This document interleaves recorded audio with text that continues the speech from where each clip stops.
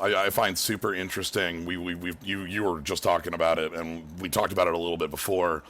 Is how all five of the Titans over the course of their decade of being printed now, almost, Mm-hmm. have like shifted so wildly. Yeah. Like you had Standard where Primeval was incredible, but also like Sun Titan was incredible in that Standard because it could rebuy your small Jace, which was a kill spell for big Jace.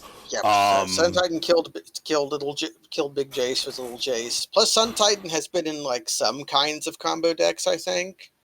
It's not like it's generally a weird but it's generally like value of like I'm buying back O-Ring, I'm buying back a fetch land, I'm Yeah. buying back a like the value from it's huge, and all but like you had bits where like it's like is Inferno Titan or Frost Titan the weakest, and then all of a sudden it's like you see Inferno Titan getting used in these hot like as like a win con in a lot of these like high end ramp decks. It's like wait, what if Inferno Titan attacks for 15? Like Inferno Titan Yeah. kills faster than almost any of them. I The can't think. Was Frost Titan ever like an all-star in like a deck? I can't think of one. Yeah, well, Frost Titan again. When we talk about the like Sun Titan thing, where you're generally talking about a blue white deck, Frost Titan could play a similar role, but in a way that was like more. I'm disrupting your mana in hefty ways, and it's also a lot harder to deal with because like Yeah. you have to pay for like a 5 mana kill spell on it, and even then like Sun Titan would be like better for decks that already had like things that they wanted to buy back, but Frosty was very good at getting in and playing offense and defense. So, Yeah, I think one of Frosty's big problems was that you could still pay 3 mana to kill it with Path to Exile, right? you could well those were in the same format, yes, and even Yeah. outside of that, like, but like in the little later, like Dismember doesn't kill a Titan. Okay, Dismember did not kill a Titan. But and then of course you had the honorary Titan back in the day, and then you have the other reason that Frosty was a little overlooked, the secret Titan of Consecrated Sphinx. The Consecrated Sphinx was the secret Titan, along with other secret Titan Wormcoil engine. Yeah, I remember your deck at Magfest had both Titans, Elsinore and Sheldred, and I remember Sheldred being incredibly good for you. Yeah. And Sun Titan just kind of recurring like small ball stuff, but was still like doing a good job. But yeah, so Frost Titan was a little overshadowed because there was another blue 6-drop that was just way playable. better. Like Yeah. honestly on the same level of like you play this and the game is like, oh fuck. And that one, if they didn't have an instant speed answer, if they had to answer it with like an O-ring, you already got like +2 on it. You get to cast Pot of Greed, and it's fine. Lots of standard style decks love to draw cards. So Yeah. Anywho, draft 2. draft 2. Our Titan talk fills up the beginning of this well enough. Let's move into the second. Yes, let's move into the second slot. Oh god, the souls. Those were. I don't think any of the souls saw any real play. Yeah, I think. Oh, did I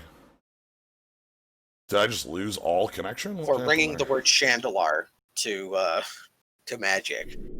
Okay, that was just a big leg spike. We're good. All right. That's Moto for you.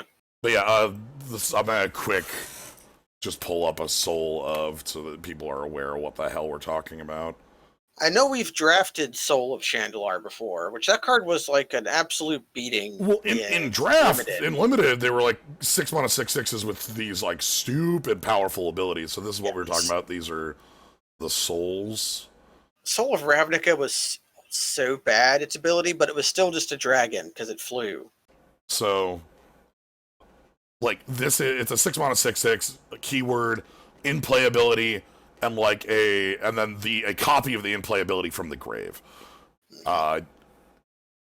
They were nowhere near as powerful as because they didn't produce value the turn you played them. But yeah, as you mentioned, they did, however, give us the word Chandelar. You got these runes. You got a big stick. You've got repeated damage. You've got an undeal-withable creature. Yep. Soul of Ravnica had like a Wooburg activation. Yeah. Do something. Didn't matter. So, anyhow, let's jump on in round 2. No, I'm sorry. 5 blue. Draw a card for each color permanent you control. Yeah. So the reason those cards haven't been reprinted the yet. Cavaliers were playable, though, Tasty Sub. The difference there is that the Souls did not saw maybe fringe play at the most, like, very, very, very little. Like, red and blue Cavalier were in the Fires deck. Green Cavalier Cavalier saw heavy play in a lot of the field decks, and even outside of the field decks, it's still, like, a really good... It was a very good Uro enabler. Yeah, because it throws 5 cards in the yard, or 4 cards in the yard and 1 in your hand. And then, it was just huge. It was just like a huge creature that had reach. You played the hell out of it. And the black and white ones are not super played, but the white one's, like, way better than people give it credit for. And the black one was playable in mono-black Gary decks. Those were just not very great. Yeah. There were also a fair amount of sacrifice decks where... Black Knight was actually rather good because you were still killing small creatures in that standard, and like sacrificing your skeleton or whatever even to your cat. Destroy a creature. Yeah, I think it was a little before Cat's time that those decks were playable. Yeah, well, when I'm thinking like the Grey Merchant-ish time period, you'd have cats, but before that, you're right, and that it would be. Yeah, the Uro. Okay, all right. All right. Okay, it's easy first pick. Easy. I was going to say, like... Just the easiest in the world. There's a lot of cards in here I like. In fact, this pack is quite good. Even the white cards are good. So when I looked at that pack the first time and I picked the Mind's Desires, because there weren't a lot of cards that, like, put me in a direction that I liked, here has a couple cards that fit me and aren't, like, the hyper power things, but they're powerful enough to push you in a direction. Like, if you wanted to try Through the Breach Tinker style thing, there's some pretty powerful stuff for that. Elvish Mystic is fine. Exhume is fine. Duress is quite good in this format. Kaya overperforms, I think, in Vintage Cube specifically. I'm a big fan of Kaya, but, like, of course, none of them are as good as drawing 3 cards. Nothing beats Ancestral Recall. I'm trying to think. Cards I would pick over it, maybe. Yeah, like, Black Lotus. I know. So Ryan's had a number of articles on Star City about the Vintage Cube and talking about pick orders and, like, ideas of how you want to be drafting. And one of the things that is a really interesting idea is just pick one, pack one. What would, like, the actual number one like, I would pick this over any card be? I know Oko's been brought up. What is the infect mechanic on that golem? It's poison. So, like, instead of hitting for normal damage, it hits for poison. And if you have 10 poison counters, you lose the game. You'll note that has 11 damage. Yeah, you'll note it has 11 power. So it's a one-shot kill. I like. So Jace is good with Ancestral. Yeah, I'm pretty happy about Jace. I also like Misty here too. Portal. Would not be unhappy with Solomon gonna wheel, but that's wheel like any of those bottom row cards other than Lotus Bloom and it's like Misty through Field are all like fine cards to wheel. Yeah, we're gonna wheel Gifts Ungiven, Lotus Bloom, Sphinx of the Steel Wind. Yeah, I like seeing Jace. I like seeing Recall because that also combos. Jace can flash it back. Yeah, the combination of drawing 3 extra cards. I love it. Yeah. And then we get some Bribery or Force of Will. Force has more equity. It's better with Ancestral Recall. Yeah, it's better with Recall because we can just afford to minus ourselves. I like Bribery here, though. So my thoughts on Bribery are that in a lot of in a lot of matches, something like 50 to 60% of matches, Bribery is a card that you resolve in the game. Like immediately ends. Like you immediately lose. Ends or immediately shifts into your favor, like that Worm Coil flip. Like that wasn't immediately lost, but that was all of a sudden we were winning and we could win from there. There's like a 20% where it's like, okay, you grab like the top end of a mono red deck and you're like, because they're forced to play some bad 4s and 5s in this cube. And you then grab a glory bringer and you feel okay. And then there's like the 5 to 10% where you like the bribery just doesn't work. Yeah, you've got like the 2% zero creature, and then you've got like the 5% looter el core. Spellseeker, very good. Yeah, the black in that last pack was worth looking at, but I think the bribery was better than it. Yeah. For one of the things here is that like picking up and sticking with the blue here keeps us open on choices for if we want a second color. And Scareground's powerful. Don't do not be fooled. But it's not like it's not something I would third pick.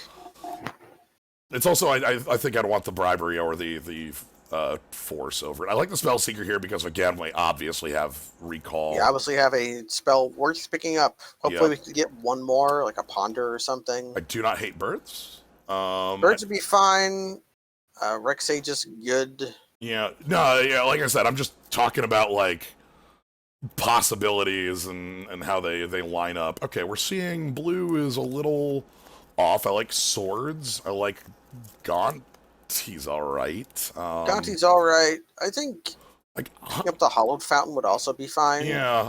So one of the things I like about swords here is that we can hit it with Spellseeker. Yeah, it gives us another strong Spellseeker grab, and like blue-white control is an underrated in my mind plan because it's similar to what we were doing last match, but like more on purpose. More gooder. On purpose. Yeah, more betterer. Instead of it happening by us having a pile of bad cards come together, not bad cards, but a pile of cards come together as a deck, it's something you meaningfully, fracture that net. Let's be real. That last deck only worked because of pack 3. Do I hate Gush? Gush? An interesting pick. Krasis also is not a unreasonable grab. Yeah, I don't know if like the direction this card pile is going through is Gush. I could see this being a good Krasis deck. I could see this being an okay Leviathan deck. Yeah, Inkwell might be just something we grab and have as a nice slam down. It's castable with signets. I also just don't. I don't hate the either the Leviathan or the Jellyfish. I like both of these picks. I think the Jellyfish might be slightly better than the Abstract. Let's try that because we saw some nice green, and if we see things that make that work out, maybe I can pick up this Lumbering Falls. Lumbering Falls would be a good pickup. I like Acidic Slime a lot. That too. It's double green. It is double green. I kind of want to be a little bit more dedicated, but I do like that. Winds is not bad. Wind is not terrible. I don't care about Stoneforge in this deck. This is just not really a Stoneforge. It'd be okay. Is Armageddon ever an option? In other cubes, it's better. In Vintage Cube, it has a major issue because there's a lot of artifact mana. A lot of very powerful. Okay, wow. Ooh. Liking a lot of this. Some of these white cards are mostly bad. It's White Griptide, the Sundering Titan, and the Hangerback. Yeah. Also, we'll point out, Ancestral Recall is really good with Dreadhorde Arcanist. Ha. I don't hate Archangel Avacyn. I don't. But I think having Flash kind of helps it. But yeah, old Flash Indestructible coming in. I'm sad we're not going to get a double pick out of this. I'm going to grab the Absent and kind of hope that we're... Bant is a fine place to be. Interesting. Ramanat Excavator could be better. Could be okay if we get up a fetch. The Sower is situational. I feel pretty fine on Sower if we're able to... Yeah. Play a match means like if that. they treachery our bribery target, we can also it back. This doesn't suck. Yeah, that card's not terrible. I don't know what we would do. We get Krasis with it. Yeah, or Spellseeker to grab recall. So our 7 mana draw 3 cards. Okay, these were about the cards I was expecting. Yeah. Field's playable. Brawl could be playable. Baneslayer's a good sideboard card. I'm gonna grab a sideboardable Baneslayer. Some good black cards. Interesting. That Bitter Blossom is pretty good. I'm just gonna grab that and put. I know there's a search there, but. Flickerwisp gets Flickerwisp or Spellseeker. The black doesn't seem bad here, though. Like that Flicker Wisp is medium at best, and the Bone Shredder could be quite good.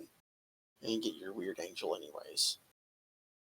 And the Gush comes around because people are afraid of that card, and Lespik wins. Okay. I would like to open like a Teferi or something. Yeah, either Teferi. We Just like a Jace. didn't get the Hollowed Fountain. Yeah. But people just pick those like Yeah. at wild because fetches. Right, because they can do whatever. Oh, well, I see my pick. Thank You you. got a Cryptic Command, as always, a great pick. Don't hate Treatmaw, don't hate Banishing Light. Venser's super good, but not tabling. Yeah, so there's we're probably not getting a whole lot of this on the way back. I don't mind Silverblade Paladin, even in like weird decks, like weirder control decks, just because if you have anything to pair it with, it kills very, very quickly. You want your kill in a control deck to be fast. You don't want to open up a lot of it. Like even if you're like pairing that with Venser, like you're attacking for 8. Confluence. Okay, fine. Ooh, that library though? oh god, library though. Oh god, that's I went. Okay. I saw that Confluence first too. This is actually a very tight pick. Okay, first thing I'll note, no matter what card we pick here, we really want signets. Yes. Library only works if you have 7 cards in hand. Our deck's really good at getting to that point, though. Even like on a not so great position. Cryptic, Mystic Confluence is just so busted. I know, but so is Library, and especially Library. Especially when we actually do have these small interactive pieces of like swords, and like we won't be like overrun. Yeah. Oof. How many Cryptics is too many? I'd play so many Cryptics. Don't. Oh wow. It's already a Signet. Oh, that's beautiful. You want sad to pass that Force, but Signet is so good. Yeah, happy. Poof. Happy to see that. Maybe we'll.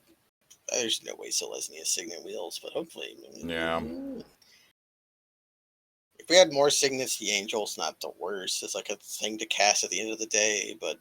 Angel's pretty fun. Wow, having on-color Signet just makes me feel super happy.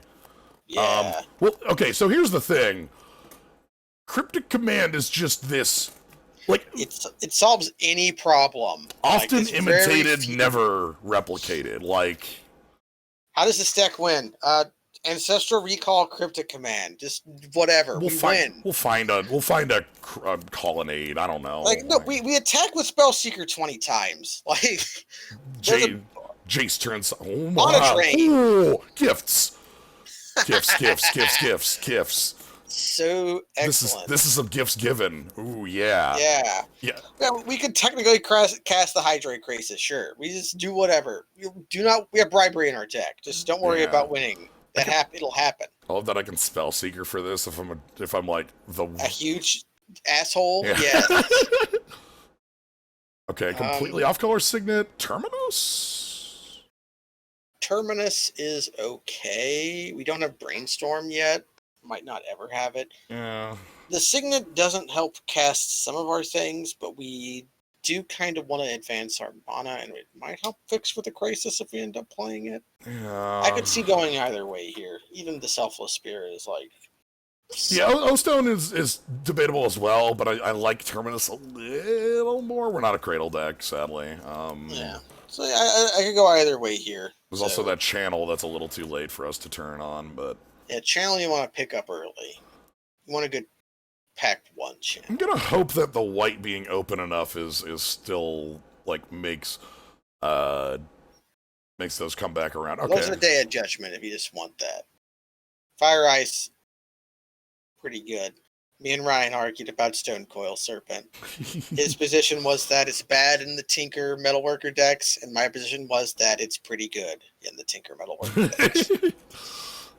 I think an actual Wrath is something I feel happy about. Yeah, there's not much else here we want, so I like to dodge. Council's Judgment's pretty hot. Yeah, Grand Dynamo's fine. Treasure Cruise is real. Yeah, they'd be okay, but let's like answer a Planeswalker. Answering walkers is kind of necessary. I need lands now. Everything else is like perfect. Fate's Fetters getting Fate's Fetters or Elspeth Conquers Death. Elspeth If we had the Conquer's Teferi, Death. that would be even better, but we don't, so it's not very good yet. Still okay though. Gideon does solve a lot and kills them. Fate's Fetter is just good. It's true. You get a lot of planes when you treasure cruise in a deck with planes. I trust we find something to return with this. Any creature. Oh, we referred to Jace for his prodigy. It's Oh. fine. Vanishing Light is a gift. Yeah. Okay, our cards are great. We need lands now, please. Thank you. Remember when Legion's Landing was the only one mana Monodoric in Standard? Mm-hmm. Legion's Landing isn't actually something we'd play, so... Land tax. Land might tax be, is though. actually something we might play. Land tax in our library deck. Thank you. Yeah, we kind of imagined that would happen. Yeah. Burmaz is a good sideboard card. Alright. Put these on Yeah, we no longer need those. Put those on the board for now. I want some sort of... Again, Teferi is a huge... Like, if we could actually win by playing... Yeah, 5 mana Teferi or 3 mana Teferi would both be very good. Yeah. We'll think about land tax.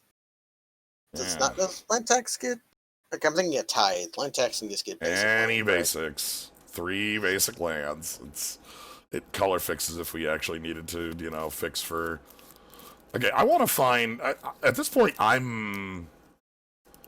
our deck is, like, finished in my mind. I just want, like... Mana fixing, whether it's Fixing. signets or preferably lands. Yeah, any fixing. I don't even need to, like, add it... Huh. Yeah. I don't even need to add in more win conditions. Oh my god. Hell yeah. Fractured Identity, huh? It's well, time. Okay. Alright, we found our win con. I'm sad to pass that Mana Leak. Same, you can see the not secret. A card you can pass. You can see the secret. So, there's a secret about, like, Vintage Cube. It might not be secret if you're in, if you're in the know. You're in the know, right? You're thinking about, like, what are the most powerful cards in Vintage Cube.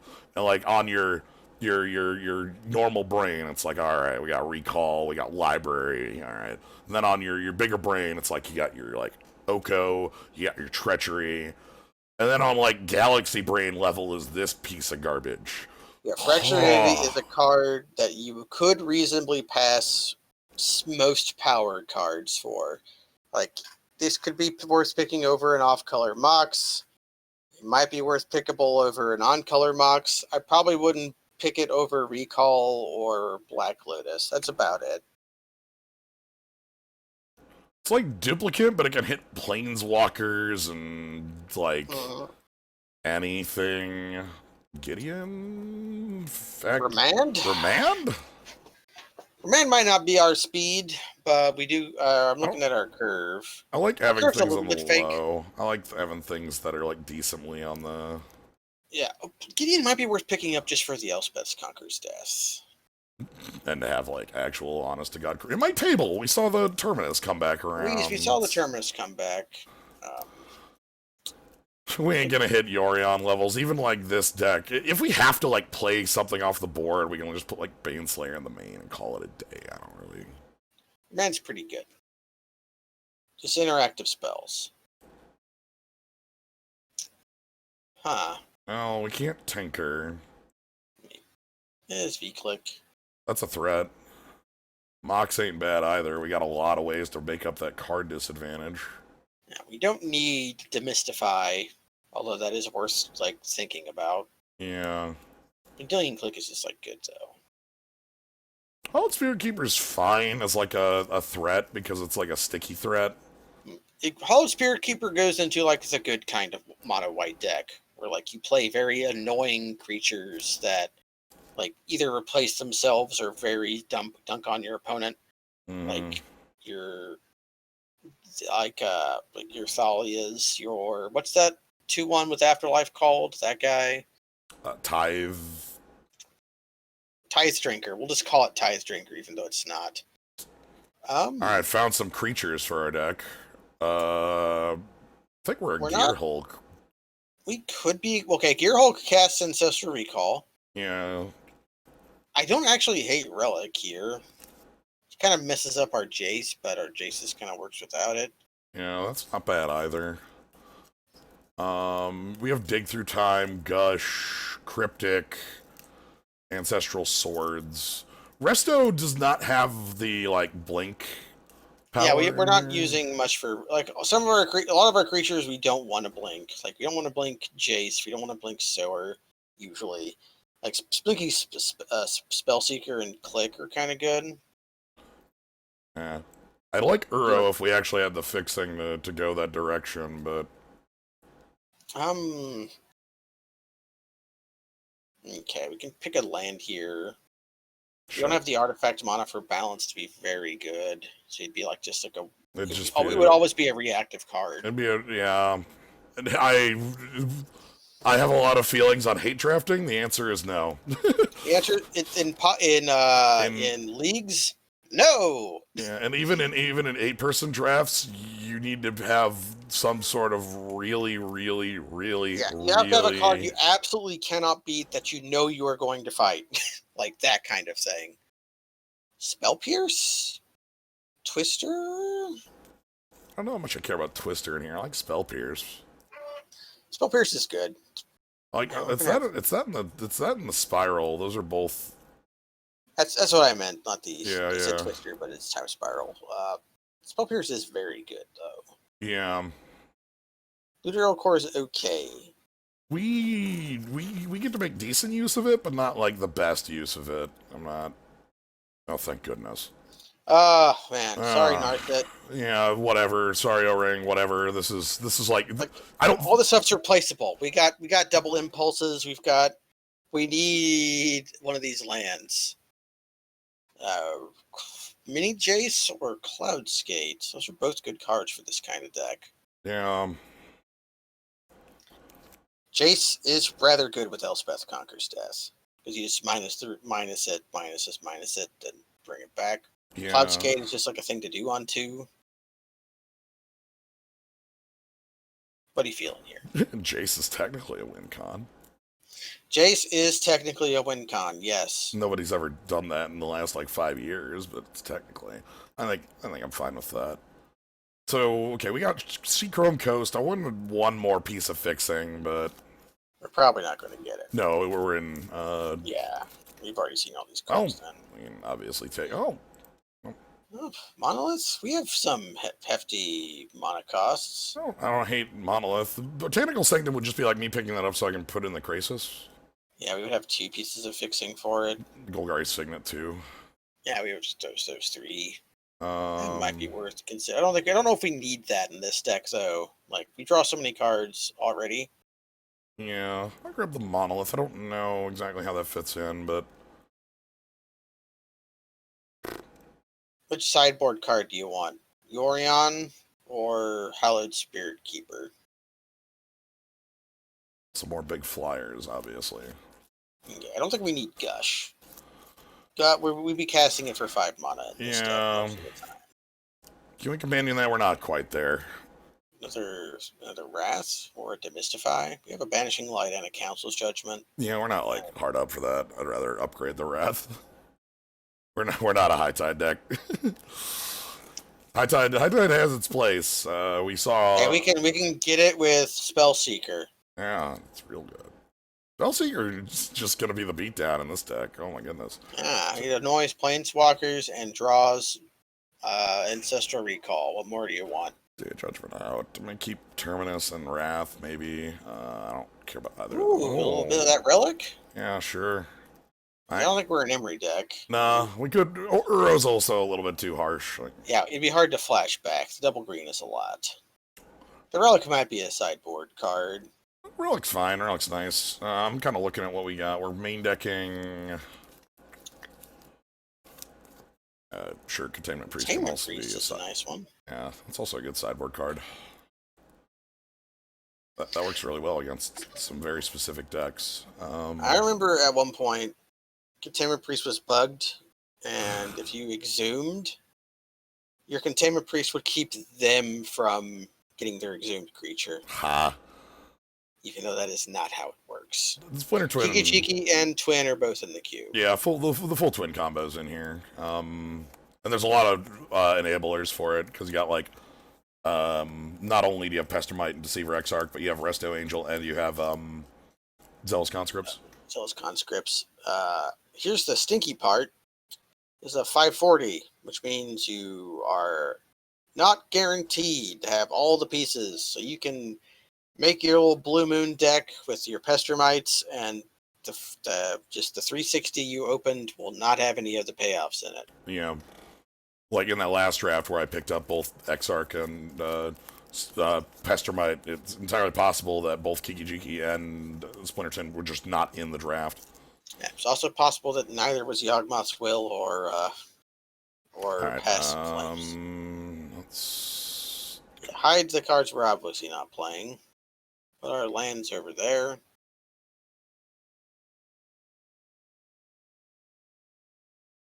Yeah, hell, I'm just gonna go there. All right, Yeah, so we have 3 cuts to make. Yeah, Spellseeker's great.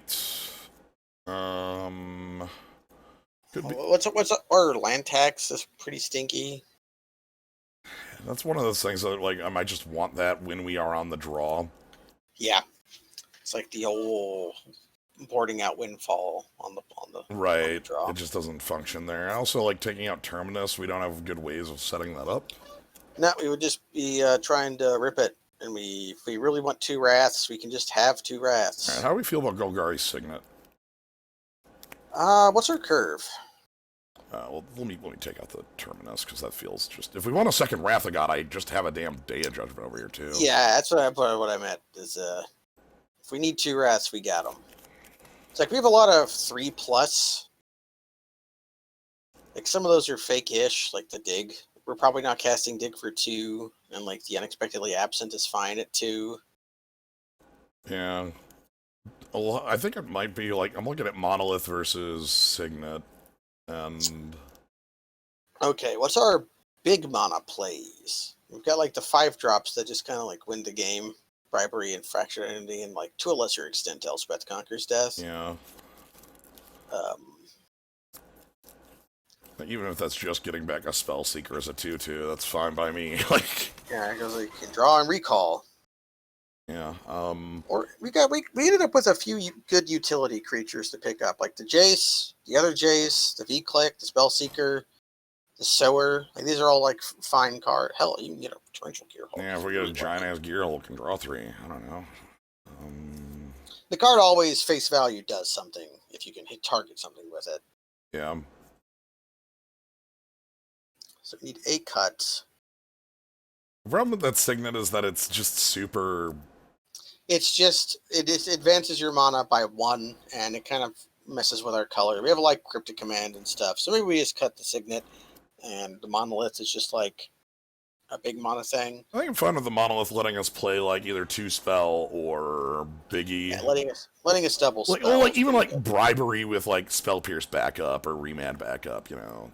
That's definitely something we're interested in. Alright, so let's put in the actual lands and then sort by color, and it's probably going to be like 9 and 5 or something close to that. I don't double whites, but going 6/8 wouldn't be the worst because our non-library lands tap for blue. yeah, also, yeah, our Shellock Isle and our Azorius Signet also help out that. Well, not only is the Signet just like a colorless, it's actually worse than a colorless in the sense that, like...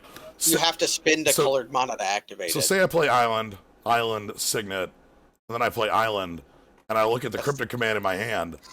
You cannot cast it. That is not castable here, because, you know, I must turn this into...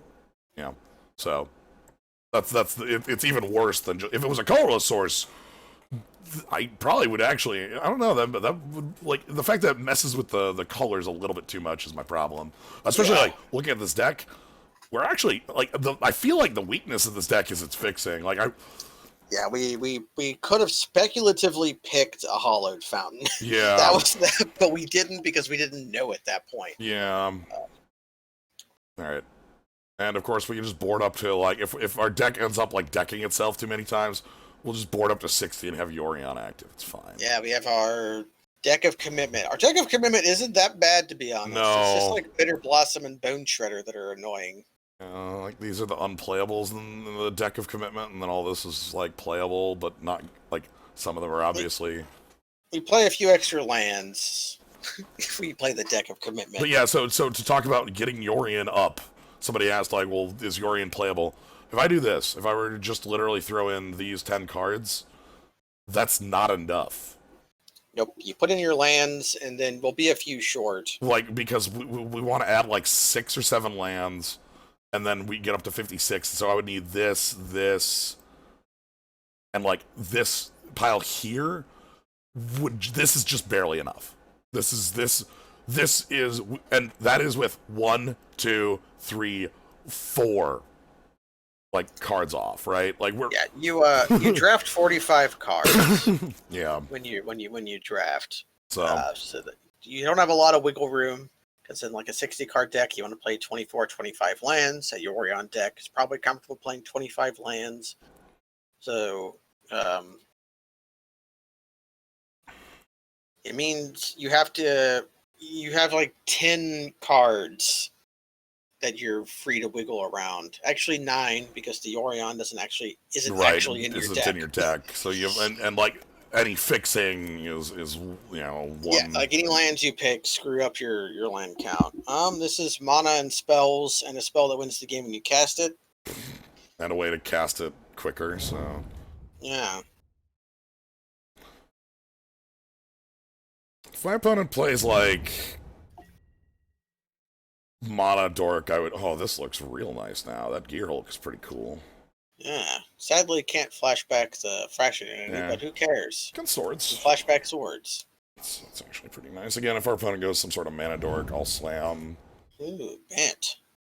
Ooh, off-color Mox. Is Teferi? Hey! Metal Worker. Right. Hey, an excellent creature to swords. Get the hell out of here. You pay 3 mana and gain 1 life. We make our monoliths. And now we are spoiled for choice. Yeah, so if I need to kill something, I can just Gear Hulk. If I don't want to, if it's not like Fractured Identity level, like, you know, or just like mildly stealable. Is this Urza? Nope. See, that's not stealable. No, but we can sower it if you want to. I like that. That seems safe. Yeah, pretty safe. What's the worst they can do? Kill or sower? Right. And little do they know that they can't field us off of Cryptic Mana. I also feel like our opponent has like a couple more artifacts in hand, obviously, with a Metal Worker play. Their Metal Worker. Wait, how many of our spells just steal things? A number. All of them. Every spell. Activating field? There's no way. Well, they're paying costs, so they're not doing that. Alright, you got a coach. So the wording on Sower is as long as it remains on the battlefield. So if you steal the Sower, it doesn't like undo that. Yeah. Because the wording on control magic is just you control enchanted creature. Yeah. Alright. Well, we probably just Council's Judgment, the control magic? I don't know if that works. I have no idea if that does what I want. Do we just do it and... I think we just Gear Hulk and get back the swords and the swords they're saying. Okay. Because the Judgment will have a lot of play.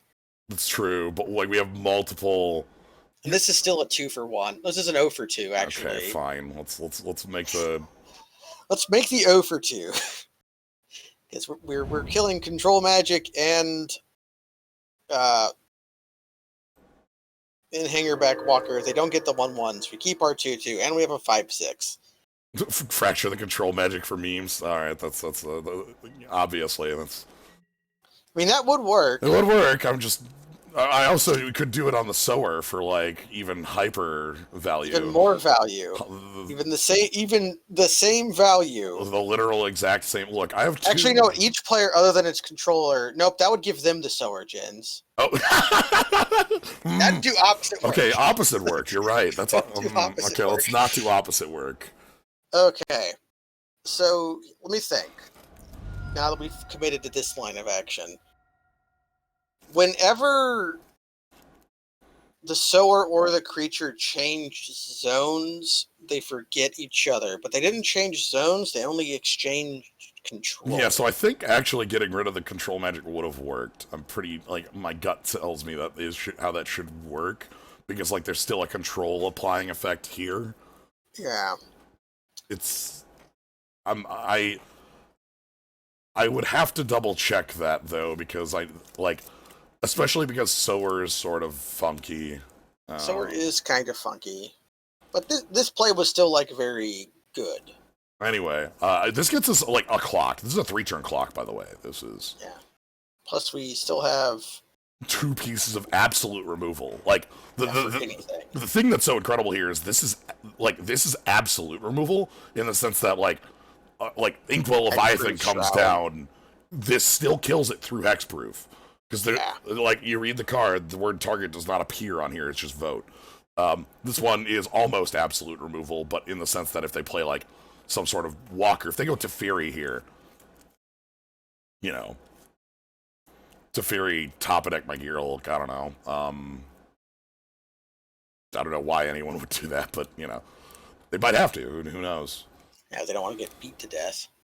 Currently, it's just a 5/6 with flash right now. It being Council's Judgment means, oh yeah, so we vote for control magic, and then they vote for Hangerback Walker, and then both get exiled. Yeah.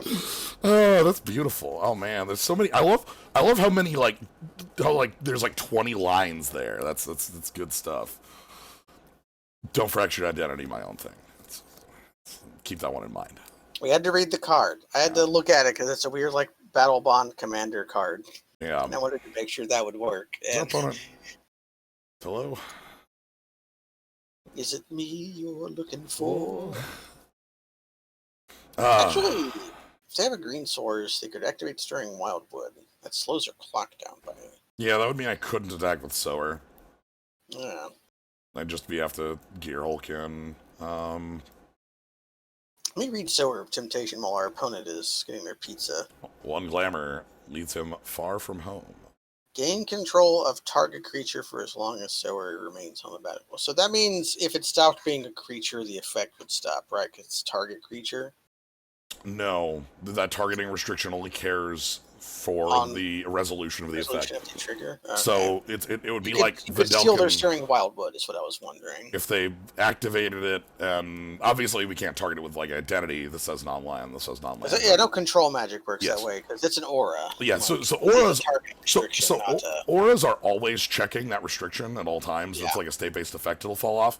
This is not. So like the oldest example that was very relevant in Standard was Videlkin Shackles.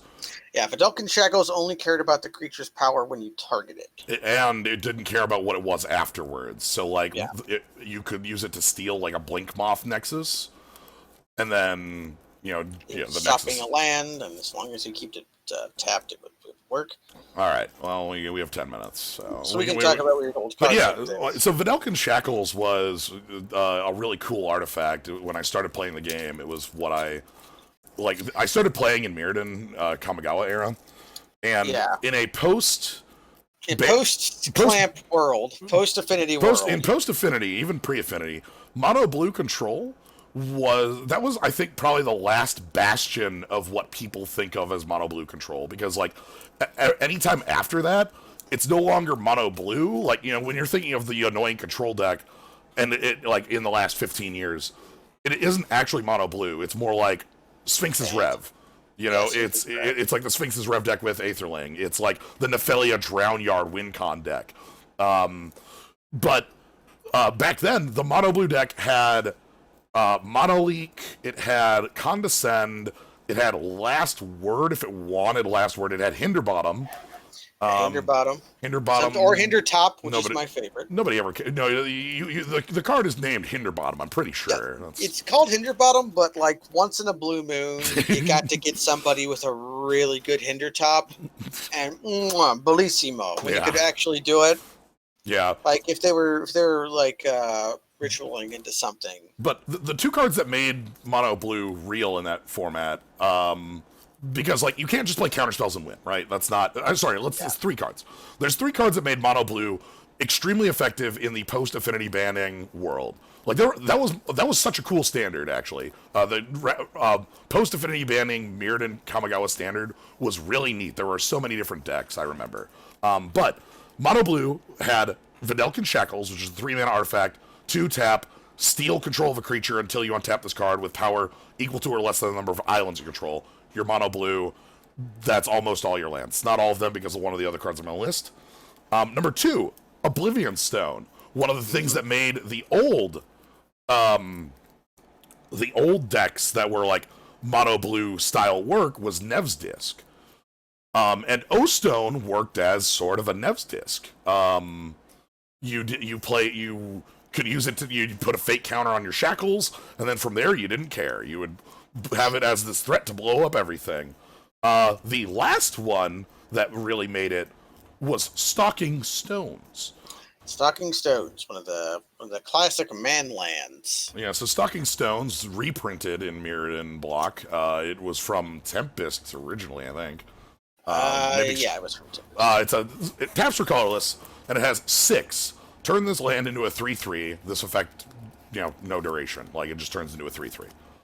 So it's this land that sits in your back, and you're playing monocolor, so you're fine playing 1 or 2 colorless lands. And boom, all of a sudden, you would just win off of our opponent's back.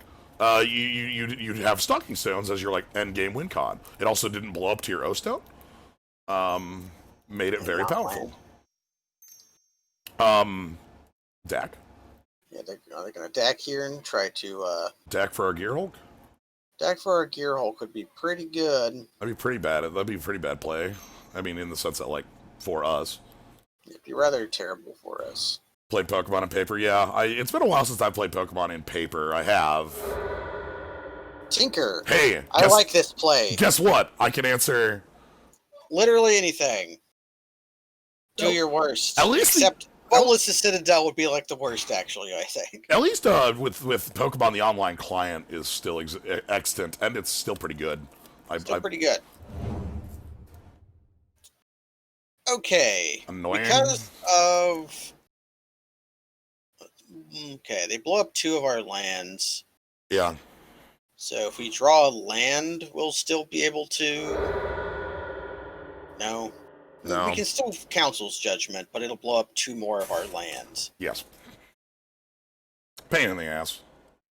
So we might just untap our Monolith, depending on what we draw.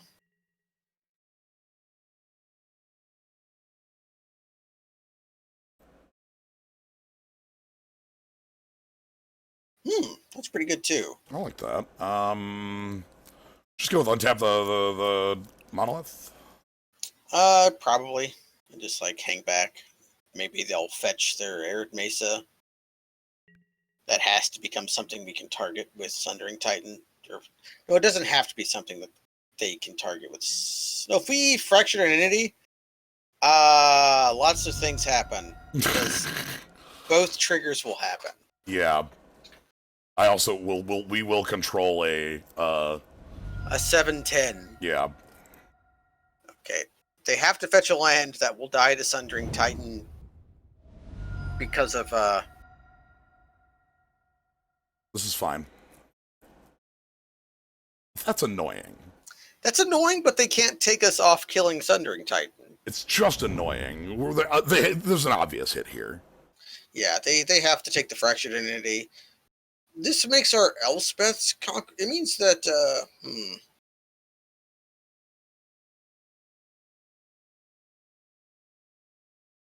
Like, obviously they have to take Fractured Identity. That isn't even a choice. Like, yeah, not a choice.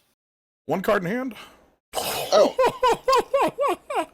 That's pretty good. Oh, I can even We're cast that with the Elspeth Conqueror's Death. Like, we can... Alright, that's good. Yeah, we're still probably untapping Monolith here. Oh, yeah, because I think we have to. I want Elspeth plus, they did take Council's Judgment. That's interesting. Oh. Huh. Did not expect that. I'm gonna take 10. That's fine. It's annoying, but fine. If you time walk me, I'll just block with the Gear Hulk. Yeah. And then it'll come back later. Oddly, there's almost reason to... How much does Cube cost? It costs 10 tickets, which is $10, and going 2 and 1 gets you your entry back. You don't keep the cards. Rippling Cloud Skate to bounce our Basalt Monolith. Do we recall here trying to draw Remand or something? I think we recall in response here. Yeah. We have stuffs we could respond with. We're not going to be able to untap the Monolith if they bounce it anyways.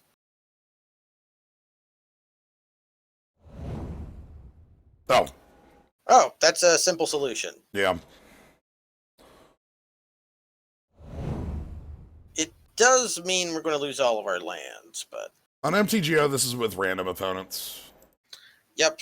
It's, we're not... There is a queue to play with the people you draft with, but nobody ever does it. Alright, so attack all out Wrath. Attack all out Wrath seems pretty good. It's annoying. We'll be fine, though. And I can't play the Monolith into that. Yeah, sadly. We resolved an Ancestral, though, so things should be okay. Yeah, opponents on 1 card in hand. Like, they have a huge mana advantage, but, like, as long as we can not die for, like, 1 turn. What's the exact text of Sundering Titan? A land of each basic land type. Okay, that's what I thought it was.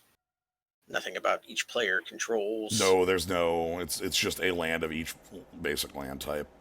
But the good thing here is, though, is that Elspeth's Conqueror's Death will put a 6/7 in play that draws 3 cards. Yep. Alright, so this is the 1 turn that I feel is threatening. If they play... If they play a big boom boom here. This is like a boom boom turn. It's an annoyance, because I don't have the Spell Pierce up for that, but I can Elspeth Conqueror's Death to... Or fracture any of that. Yeah, we have a lot, and they know these two. They know they don't have time. They're probably going to minus for Construct. Yeah, minus for a Construct. It'll be a 1/1. It's usually correct to make the Construct the turn you play the Karn, because you're probably not going to be able to make use of the land you draw off of it. Yeah, so they're going to get to attack for 2. We're still at a healthy 8. We're going to get to leave up Spell Pierce with the... okay, they get to attack for 3 here. This is actually going to be... Okay, this is nastier. Spicy. Actually, they can attack with Stirring Wildwood, can't they? If they realize it, yes. They can attack for 6. They do. This is danger mode now. What do we need off the top? Oh, well that's... I don't give a shit. That's maybe we don't care as much about. I mean, I care because you're now attacking with the 4/4s, and these are getting really big, but... God, goodness. Okay.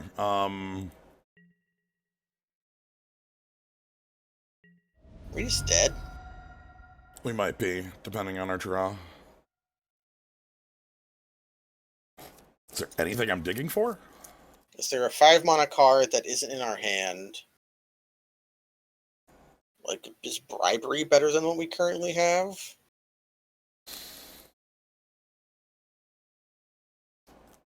Well, I can do that and still Fractured Identity / Elspeth Conqueror's Death, so that's probably still worth doing right now. Yeah. You can't Bribery one of their Karns, sadly. Bribery is a fixed creature. Yeah, we leave the Gear Hulk. Gear Hulk and Ancestral. We can fracture the Karn, but that just gets us a blocker, and we just die to attackers next turn. Right, like we need to... That skate on the Monolith was very good. Sure, you can get rid of Recall in the yard and leave the Wrath. I don't think we have a way to flashback the Wrath, right? It's just Jace, but we won't be able to... That's too slow. Yeah. Well, there's Bribery. So we bribery and We hope they have a creature better than everything. oh, I We don't hope know. they have a big I lifelink. don't have double blue Ew. because we. So yeah, because we have to pay double blue for dig. Well, I think we go on to game 2 then. I think we are thoroughly spanked here. All right. Okay, this might be a 2 Wrath matchup. Yeah. Just having access to another one feels nice. What's bad here?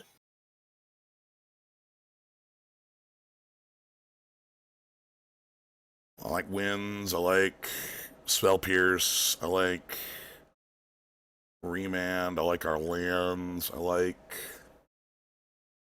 Bribery is good. Yeah, bribery is good against the Tinker deck. Clearly. Maybe it's just like Jace. Like one of the Jaces or something. Sure. I was still feeling good about that until the V-click got rid of our. Yeah, Actually, until like the either the V click or the skate. Yeah. if this doesn't work, nothing will. We do it on their turn so we don't discard right away. Yeah. It might have been worthwhile to upkeep it, but that's very, very unlikely to matter. Okay. Perfect. Good. Good, good, good. Extremely strong shit. Then we can draw step click them or pick up mana drain. I like draw step click with Shelldock. Let's see what Shelly gets.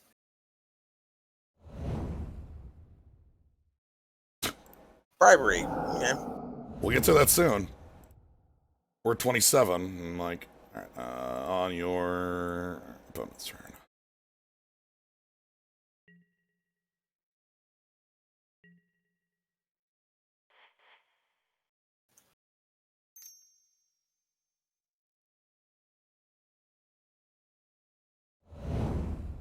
V-click's also sweet to have here so that it can come back from Elspeth Conquer's death.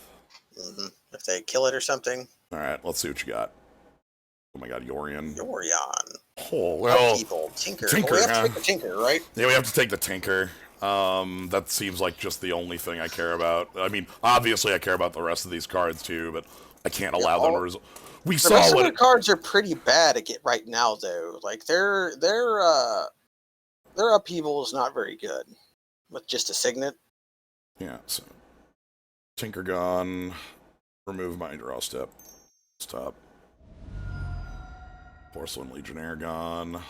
That is a creature you can Elspeth Conquer's death. Yes, Wildwood, which is also known.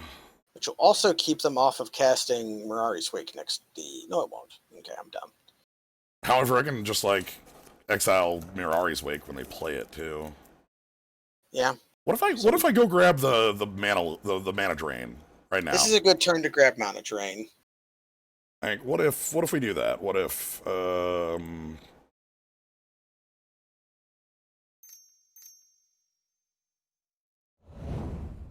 If we grab mana drain, attack for 3.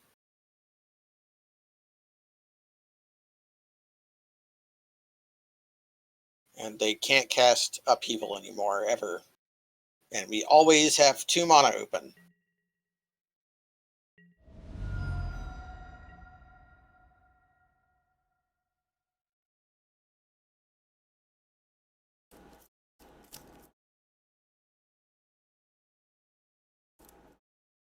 so if they play Mirari's Wake, Just let them have it. no, we fractured ident it and leave 1 blue up, which casts double blue. Yeah. Like, It lets us beat in for a bunch. 6. yeah. So I think the Wake here is pretty. However, like, how long can they just sit there doing nothing, right? If this is Wake, I'm letting it resolve. It's a Yorion. I can just Wrath.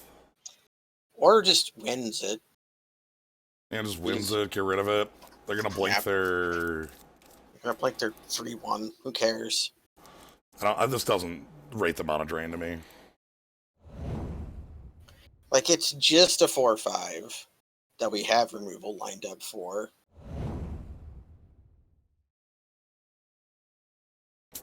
Or that, yeah.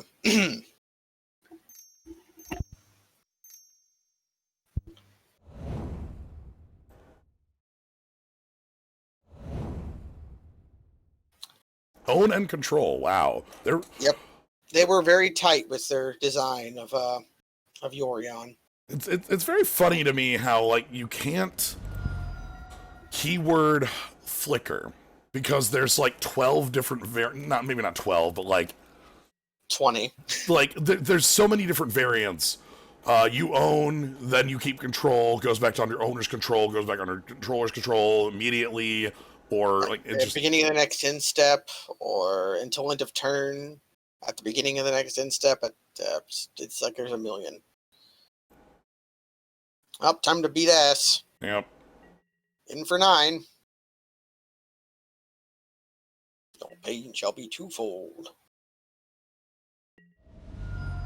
If we fractured identity their Yorion, we get the Yorion, then we can blink these, which would be funny.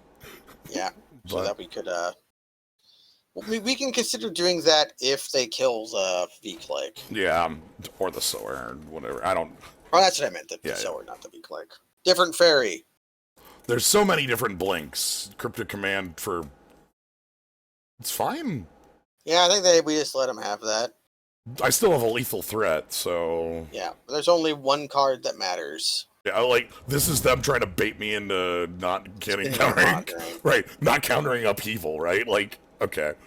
Okay, I realized. Okay, being able to sit on a counterspell was pretty good there. Huh. That is pretty good against Tinker and Yorion. Yeah. We have that's bad. Or underpowered, I should say. Not quite bad. It could be something like White Cryptide.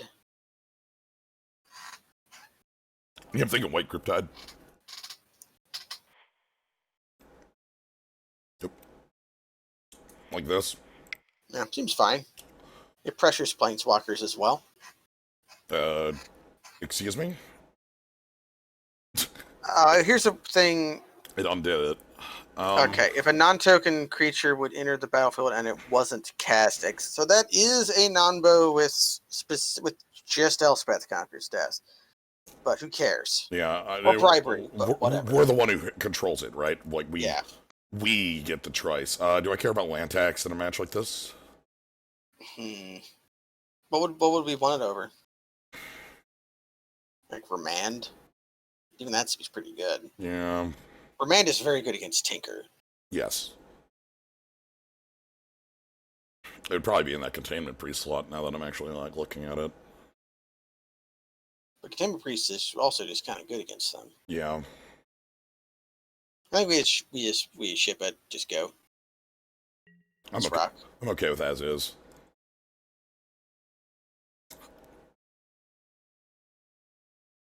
This is pretty reactive, but about the only thing this is really bad against is like the Tinker, but even okay. Okay, if we draw a second blue, all of a sudden this becomes a much heftier. Make their Signet. Okay, I would really like to draw another blue there to make sure that we don't get. Yeah, they might just. We might get tinkered to death right here. This looks like tinkered. Oh nope. Nope, the Signet. Yeah. So we have a turn. Memory. Mill it. Yeah, they did. Hooray! No! What did they... Lotus Bloom. Okay. I mean, they can't cast that. No. Do I care about... I think we just pass, and then, like, if they play another thing, we can just take our clean 2 for 1. Yeah. Imri isn't doing anything dangerous right now. I was thinking about hitting mana sources because they missed a land drop. Ooh, I didn't think of that. I don't think They're going to be sad about this. I don't think this works. Lotus Bloom does not have a casting cost. Yeah, I'm pretty sure this costs null, and you can't pay null. Solemn Simulator. Okay.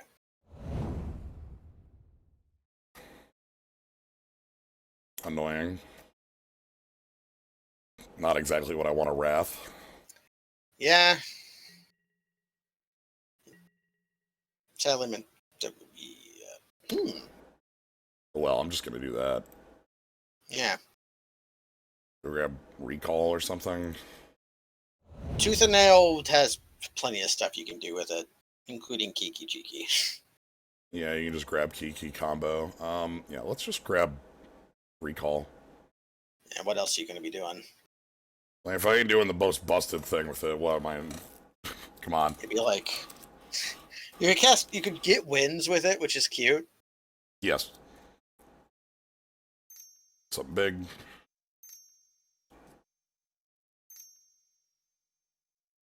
And I got a wrath. Oh, there's that wake. Minari's Wake. We have to Council's Judgment that. Yeah. I can't abide that card. I can still recall it.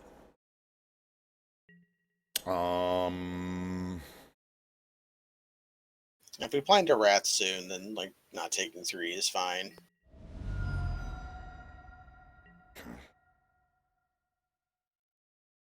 I really wish I could steal your wake with that. So well, let's draw some. They've proven had many good things to. Ooh. Instead of 9, we have to go to discard, but that's fine. So I'm gonna play the Signet this turn instead of the library because I want to. It'll get 10 cards out of hand, right? Like we can go. Yeah, we can go Signet, go up to 4, land up to 4, Signet down to 3, and then Judgment. Yeah, and I don't want to play the library right away because of that field. It's a field, yeah. Voting for Wake. Vote for something else on X. Oh, again, when the card was originally. Yeah, when on Moto, you didn't see it. You didn't get to know. That was painful as all hell. All right, I like bribery. I might like wrath. We'll see what happens. Just play a creature. Draw 2. That's annoying. That's annoying, but that probably just has my wrath, and then I can leave up mana drain. Yeah, seems good to me. They'll be at 6 cards in hand, but I'll be able to activate library, and then wrath. So this is actually really good. We're in a pretty strong position. They'll get something off their sad sack, but we were never stopping that unless we used primo removal on it. Now the best thing here is that if they go for like a V click, like we have double wrath, so yeah, they cannot take our wrath. They could take our library. Okay, so library. Yeah, I have enough mana for this. Library, draw a card.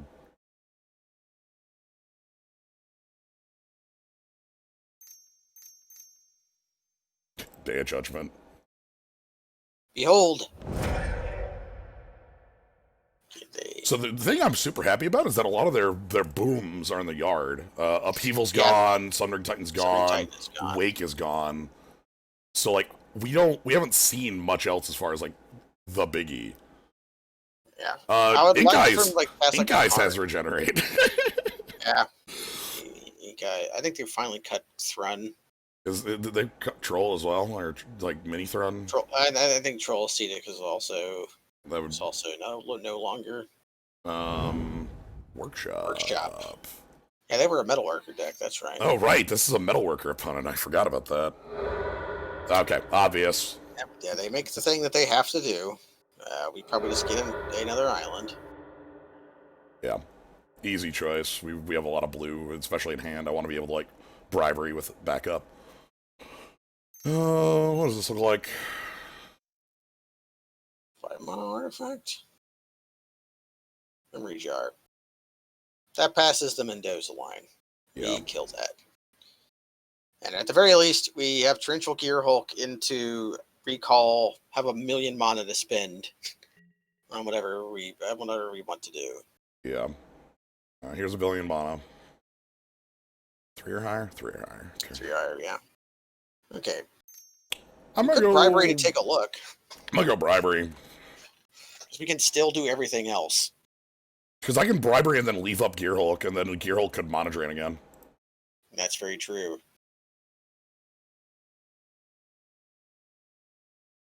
Uh-huh.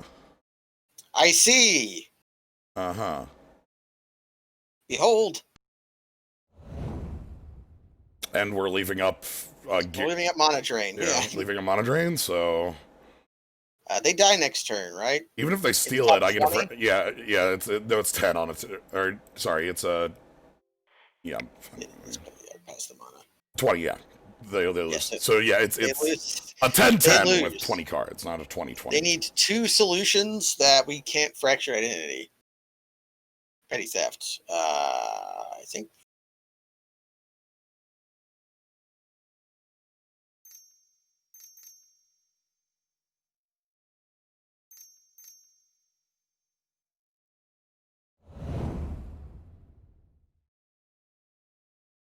Because, again, we can just fracture identity to re-steal it.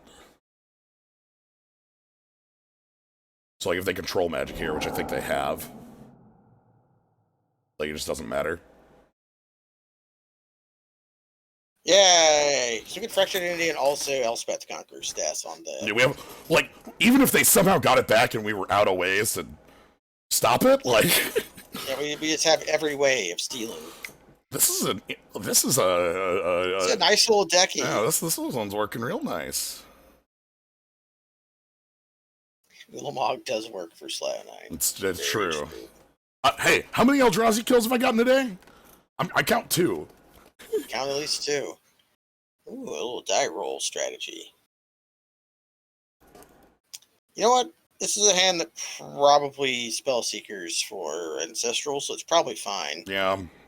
The spell pierce does a lot. We could get owned, but we could get owned, but we could get owned. Right, we could, but we also could just draw into some other small interactive pieces. And this is a very high upside hell no, hand. hell no. You can't do that. Illegal.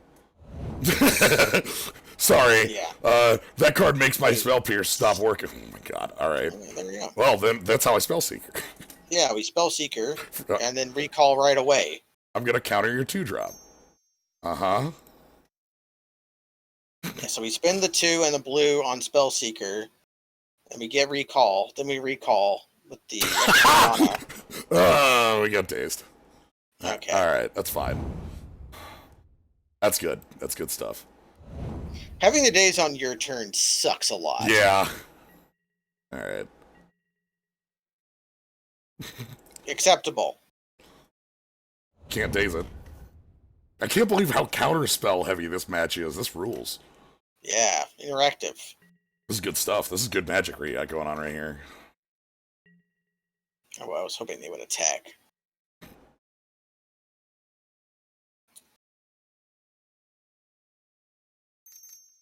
Yeah, we just do the thing. If they have a thing, they do the thing. But now we can recall with Vermand up. Behold. This owns. This is some good ass magic right now. Get they get Yep. Looty Tooty. All right, let's see how cool our opponent is. Yep, they're pretty cool. Doing some islands. This is like just I don't know. It's like dazing a mana drain to me just screams like incredible magic. Dillion Click. Ooh, they get to take away our our ancestral. All right, and they get to see our hand of just. They get to see our hand of white spells, but also terrifying cards. Yeah, terrifying magic in our hand right now. Like, the Control Slabfight game was really good too. This is some extreme good magic. Like, we got the real shit going on here. Okay.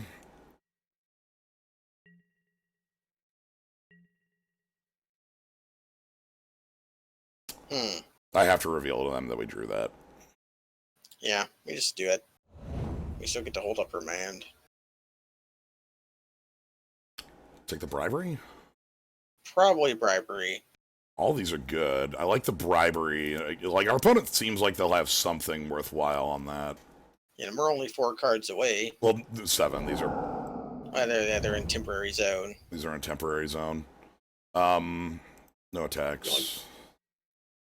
We'd only be 4 cards away if they had recalled. Yeah.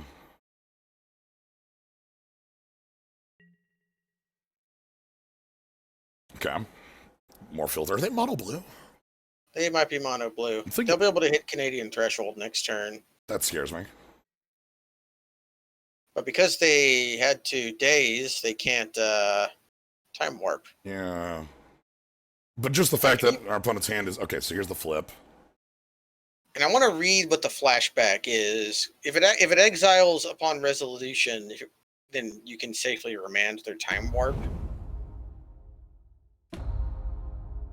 If a spell would be put to your graveyard this turn, exile it instead. Well, I don't think that works with remand then. That would just get the card back. Yeah. We've been owned by that before on my recommendation. Fractured identity. Actually, if I do draw white, I'll Council's Judgment. Yeah. So that we can hold up remand.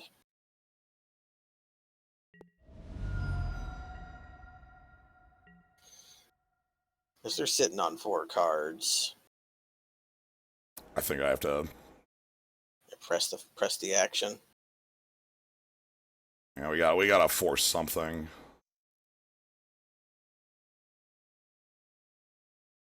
They clearly cannot let this resolve. Okay, they're on remand. That's not so bad.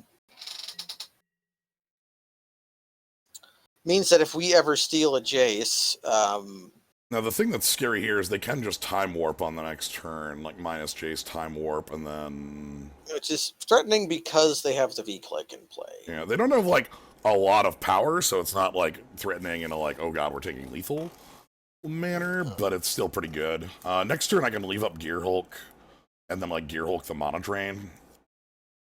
Yeah. If they go for, like, a biggie. They don't seem like they'll be going for many biggies, though. Like, it'd be pretty safe for them just to time warp. Yeah, this is the safest move in the world. This is a free turn. This is casting Explore. Like, do it. You know, I can't stop you. Best I would be able to do is be dazed, and that'd be extremely rude, and I'd love it, but I'm not that strong of an opponent. This is a matchup where, like, the mana drops all matter. Yeah, missing land drops is pretty painful. We're tasting our fixing problem a little bit.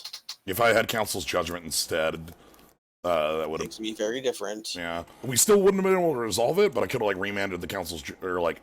Actually, nothing. I wouldn't have done anything. I just would have had a remand up, and then I remanded, like... I don't know. Anyway. Probably remand whatever they do on their time walk turn. They have a library of their own. Not enough in hand for that, so it ain't happening. But one thing to note, we are close. They're at 22, so bribery is... Bribery could be good. They probably have, like, a Frost Titan or something. Yeah, there's got to be, like, a Gear Hulk or something I can steal out of them, right? Okay, resolving... Clanalander Archmage. That's mean. Pain in the ass.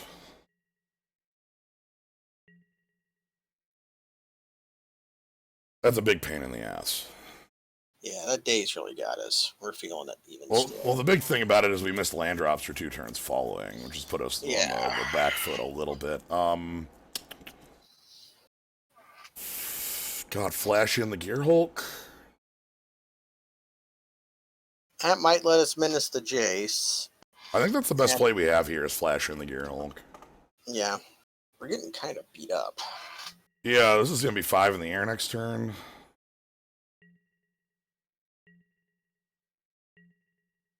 Shelldocks on turn after, if we can catch them.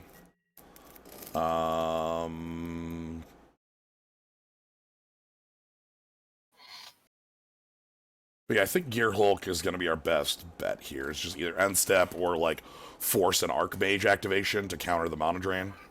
Uh-huh. Because, like, they go for something, we flash back that they counter the Mono Drain, but we still get a Gear Hulk. That forces the Jace to do something. Okay, again, also we still have the problem of life total. I can force the bribery through. Ooh.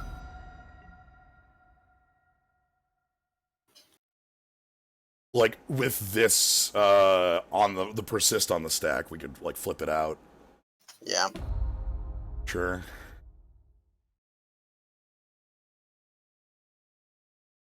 Now, the smart thing for them to do would be nothing. We flash in the Gear Hulk as a 5/6. Yeah. Because this threatens Jace. And gets them to take action, right? Like, this... Yeah. hopefully forces movement out of our opponent. Yeah, the Mono Drain won't do anything because there's no targets. It's not like Snapcaster Mage, sadly.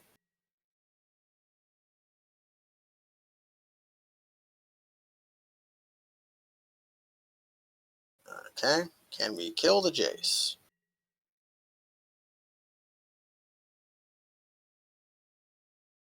$21. We can't...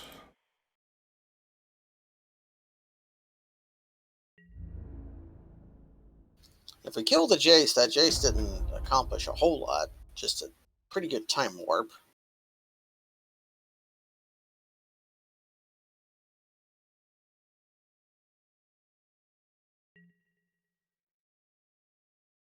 I think I play the Coast. Yeah.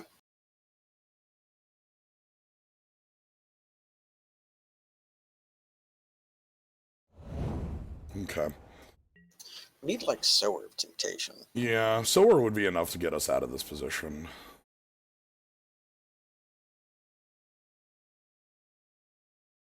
Draw X. Archetype. Shit. We are dead. That is uncounterable. Yeah.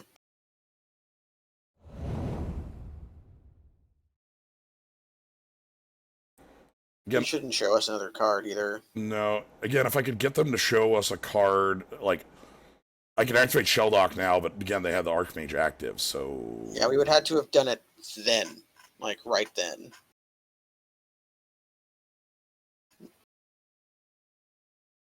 I think they just attack us and we die. Okay. Yeah, we don't have to show them bribery either. Okay. Okay, so that was basically that was us having a really cool early turns where they actually were able to catch us with like our not having enough mana. So I was like Relic and Linvala are actually kind of good against them. yeah, I like Linvala both as like a body. What do I not like here? Honestly, not a fan of Wrath here. Yeah, Rat's probably not that good. Relic just kind of interrupts some of their just Jace. The Linvala stops the Jace and the Glenalindra. They might have other cards. What do you think? I like the Linvala. I'm unsure about the Relic. They didn't have a lot that seems like. Yeah, it would just be the Jace. I can't. We can shift that back. Fracture Identity is a sorcery. We couldn't. Like, yeah, we can't. That's why they unstepped the shark. Yeah, I think we just toss the Relic back, and we have Linvala as like a body. Yeah. That can annoy their things. Spell Pierce is really good in this match. Yeah, Spell Pierce is very good. Still like Bribery a lot. There's a lot of enchantment removal in this. There's like 4 pieces in our main deck? 5 pieces in our main deck? We have a fair amount. I'll keep this. Yeah. Yeah, like Elspeth Conquers Death can hit big enchantments, counter spells. We have a Banishing Light. We have a Council's Judgment. We have a Fractured Identity. We have a number greater than like 5. So lead on Shelly and see what we put under the shell. All right, so Shelldock, what you got, buddy? Okay. Bribery again. It's just. But this time we're making our land drops consistently in this game, so. Yeah. We might want to play Jace next turn. I think Jace next turn seems fine. Let's get that moving quickly. If we have one of these run into days, we probably want it to be Jace. Yeah, make the plane so that we can white Griptide later. If they want to bounce their only land, I'm fine with that. Yeah, being on the draw makes days fairly worse. They might have boarded it out. Okay, Jace v. Jace. Jace battles.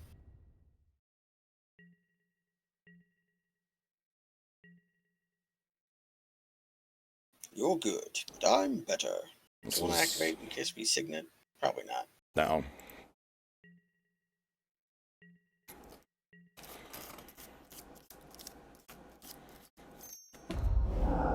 Ancestral Vision. Yeah. Hopefully we can find a remand for that.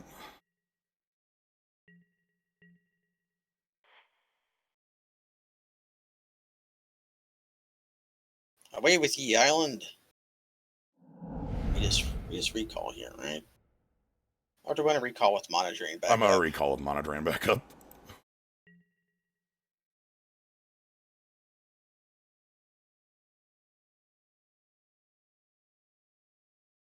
Behold.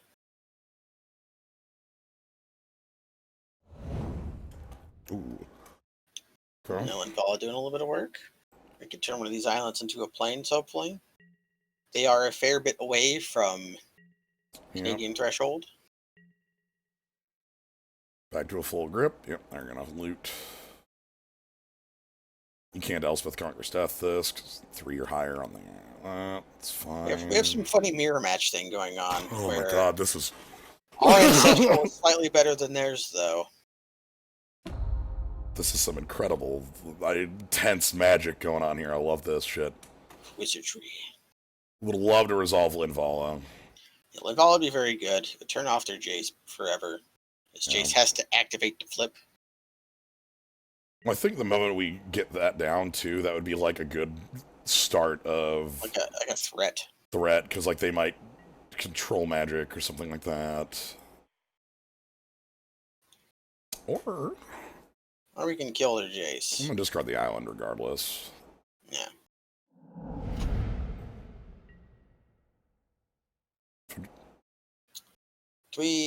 Yeah. Kill their Jace? Killing their Jace seems reasonable. Still lets us leave up a lot. So cast, targeting you. And if we tap our Jace, we can activate right away. Now, if they can put 3 cards in their grave, they would be able to counter this with It would be. This does get them an island, so it's pretty strong for them, obviously. Like, this isn't free, but I'm pretty happy with our position. I might just discard the Linvala, unless, like... Yeah, because we're getting rid of the Jace. The Spellseeker has less to do.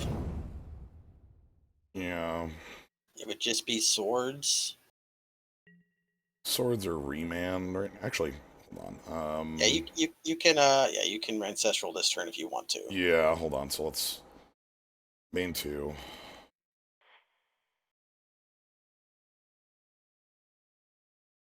Yeah, I'm gonna get rid of Linvala.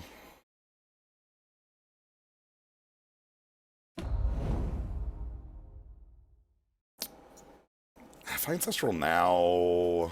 We probably just plus this turn.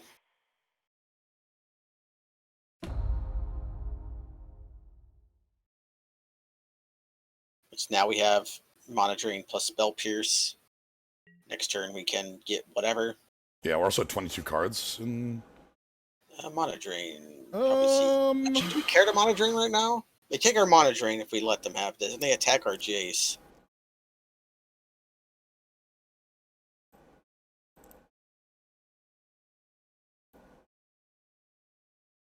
We have the Elspeth Conquers Death and the White Griptide to answer anything they can play, if they can play any. And we use the mana, drain mana to just, like, play the Spellseeker. I want the Jason play so that we can draw 3 again.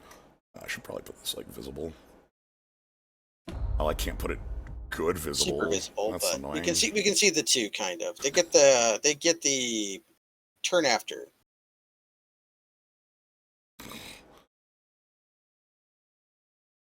Do they have the days? Force of Force will. of will. Okay. They get to Gear Hulk their Factor Fiction. Yeah, and then we get the Gear Hulk back. Right? We just unexpectedly absented for zero and put it on top of the deck and draw it. That seems fine. We also Elspeth Conquers Death. That's fine too. Our bribery's on. Our bribery is on. So it's funny, our bribery, like their bribery still has good targets, but the fact that we're in such a strong position. Let's see what their FOF does. Yep. This is a wizard's battle. Yeah.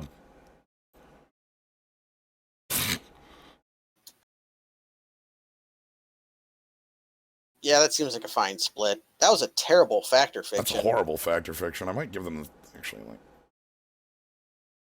Well, you kind of want the library with few cards. Yeah, but although they can only play one land per turn. Let's go this. That's a horrible Factor Fiction. They have a Ancestral Vision that's coming down in a couple turns. And I say coming down, I mean we're going to remand it, but... yeah, because we're going to Spellseeker for remand. Yeah, we're going to Spellseeker for remand. Now. Okay, so they grab the... They grabbed the library pile. Okay, alright. So their hand is library, island, unknown card. Ever see a Factor Fiction that's just that horrible? Oh my goodness. Not for a long time. Alright, so we didn't get our...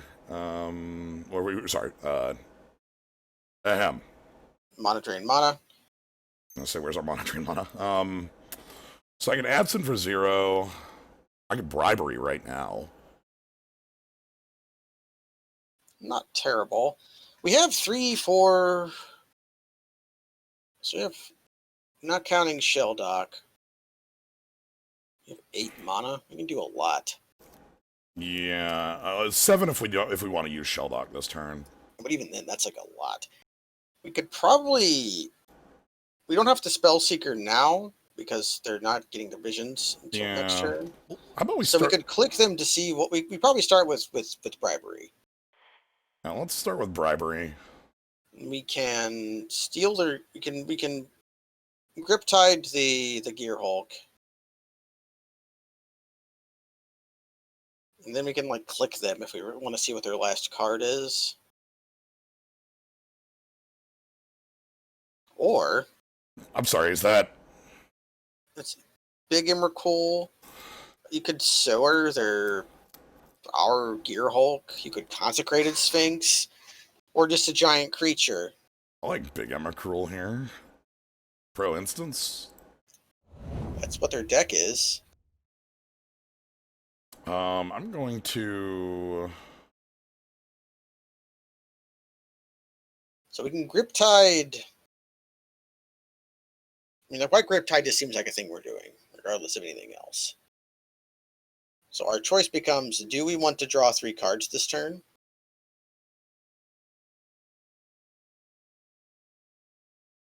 Or do we want to play other spells? I mean, I can go, like... If we Spellseekers first, we won't draw the Gear Hulk. That's fine, I think. I don't even know if I want the Gear Hulk right now. Which we definitely want Remand. Yeah, we can't keep it up, but... Like, we're not going to cast it next turn anyways.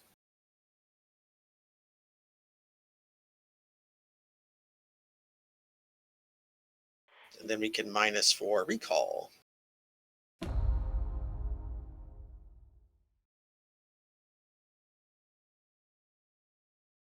Choose target player. It's going to be us. Okay. So we have 14 power in play. They're dead in 2 turns. We're going to be able to click them and remand them. So, like, worst case here is, like, Sower or something comes and steals my Eldrazi. Well, even then, you can Elspeth Conquers Death to Sower. Yeah. Venser to return the Emrakul to their hand. That's more dangerous. I mean, I'm probably going to have to V-click the... Yeah, they have 5 card types, so it costs 8, and they have 7 mana. Yeah, that's castable next turn, so we're gonna have to V-click that away. Okay. They V-click us. That's awkward. That is their best move here. If they, but that would mean like they're no, they can't. It's in their yard. Like, Oh, okay, then we're safe then. yeah. Okie doke. Off the top rope. I like it. Okay. Trinky dink you. You may as well draw step click you. Gonna. Well, we don't have to draw step it because we know what card we're taking. Yeah, I'm not gonna wait and give them more options.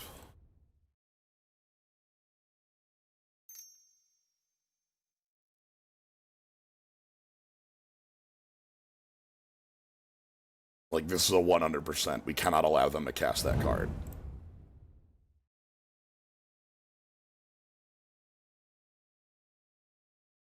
Two lands. Okay. So they have a mystery card, and they're going to have Ancestral Visions in their hand. This is a match. Oh my god. This is a Wizard's Duel.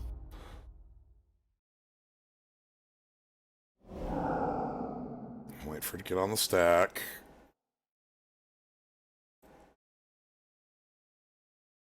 Remand it.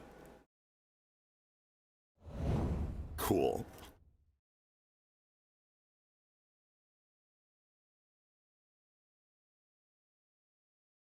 It is very possible this goes to time. Yes. Which means we might want to... I could bribery again. Good bribery again. That's probably worth doing. Okay, they've left. They realize they have to win next game too. We should have plenty of time for a game 3 though. Yeah, there's 13 minutes on both sides. So okay, is there any card you feel like is underperforming?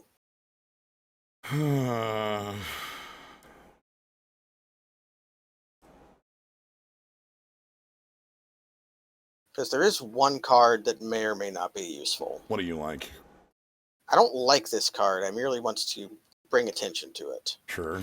Brimaz, King of Oreskos. Just get down, get under. Just like get underneath a counterspell and beat the hell out of them. But I don't know what's bad here. Everything else seems rather good. Yeah.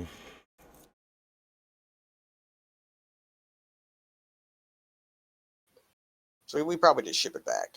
Think about that land tax here. Ooh, on the draw? Yeah, against an opponent like this actually matters a lot more. Yeah, I like it.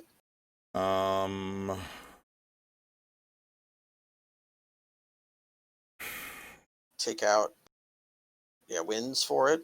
Wins or absent, one of those two. I like absent more. Land tax should mean we have plenty of white sources.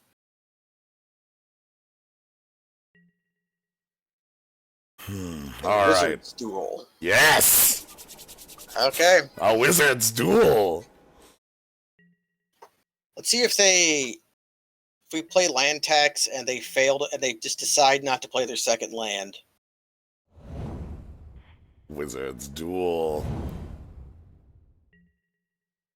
Gonna draw a lot of islands.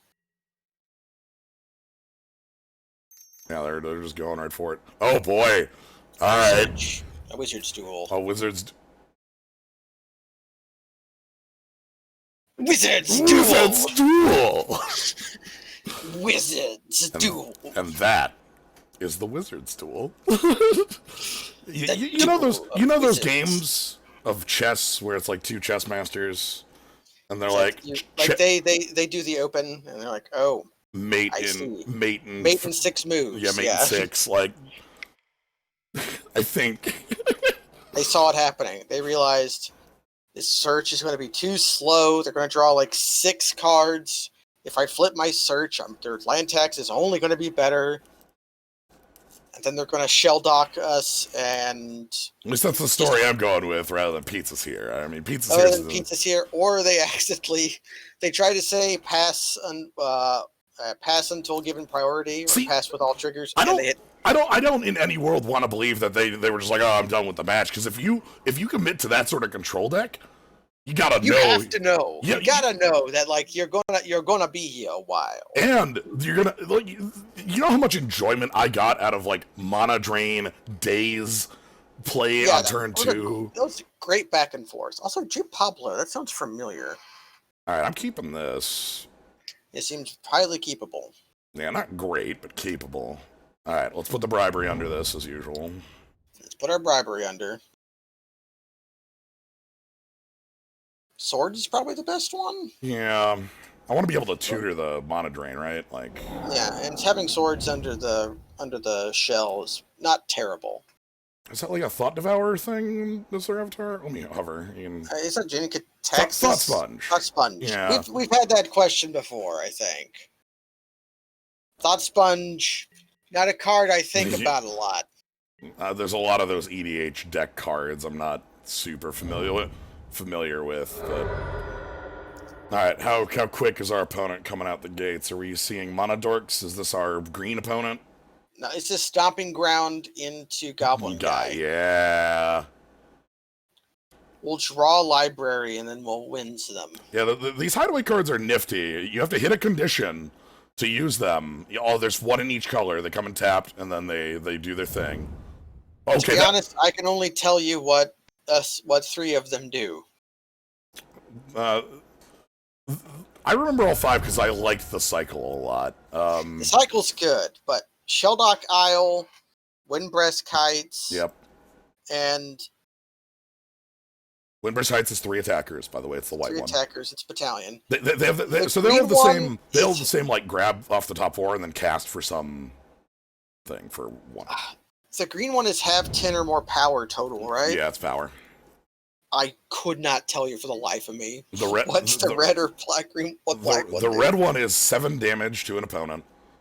Mm-hmm. And then the black one is empty-handed all players. So there's a reason why I haven't heard of that. The red one was played in was actually played in Storm decks. Ooh. It was actually quite playable in Storm decks. Yeah, and then and these are from Lorwyn, and then in Shadowmoor they have creatures that have the same. What the fuck is happening over here? Powerful wizardry. All right, I need to see this. What do you got? Is this like a reanimator deck? Yeah, give me your hand, please. I need to. Excuse me. I just need to see what the hell's going on here. Teferi Twin Pyromancer. What do we take here? Probably okay. If you take the twin doesn't do anything right now. The problem is, like, the rest of the hand kicks our ass, though. Also, secret card in there. Can you spy what I'm spotting? That's the stick out card. There's a breeding pool hanging out in your hand. That's the 5th color. Yeah, twin is the card that beats us. Teferi is like the good card. Teferi I don't care about because I can just replay click, like, and beat it up. Alright, then we take the twin. The Pyromancer's okay. The part that sucks about the Pyromancer is that this hand sucks, and getting to cycle 2 lands is actually quite good. But I can't give you twin right now. Mostly because, like, look at my hand. If you actually have the twin, like, if that, like, flicks them into their draw, like, it's over. Like, I don't have a piece of interaction for you. Yeah. So, like, our swords is underneath our right, Sheldock Isle. Our opponent is, like, good cards, by the way. This is a... I need to... Twin Mountain, and then they're going to cast Teferi. If you bounce my V-Click, I'm fine with that because I'm replaying the V-Click, and it lets me recycle your hand. So yeah, and I'll be able to get rid. We'll be able to get rid of your Pyromancer. Although we'll have to main phase the click. Yes. Oh, powerful shit right there.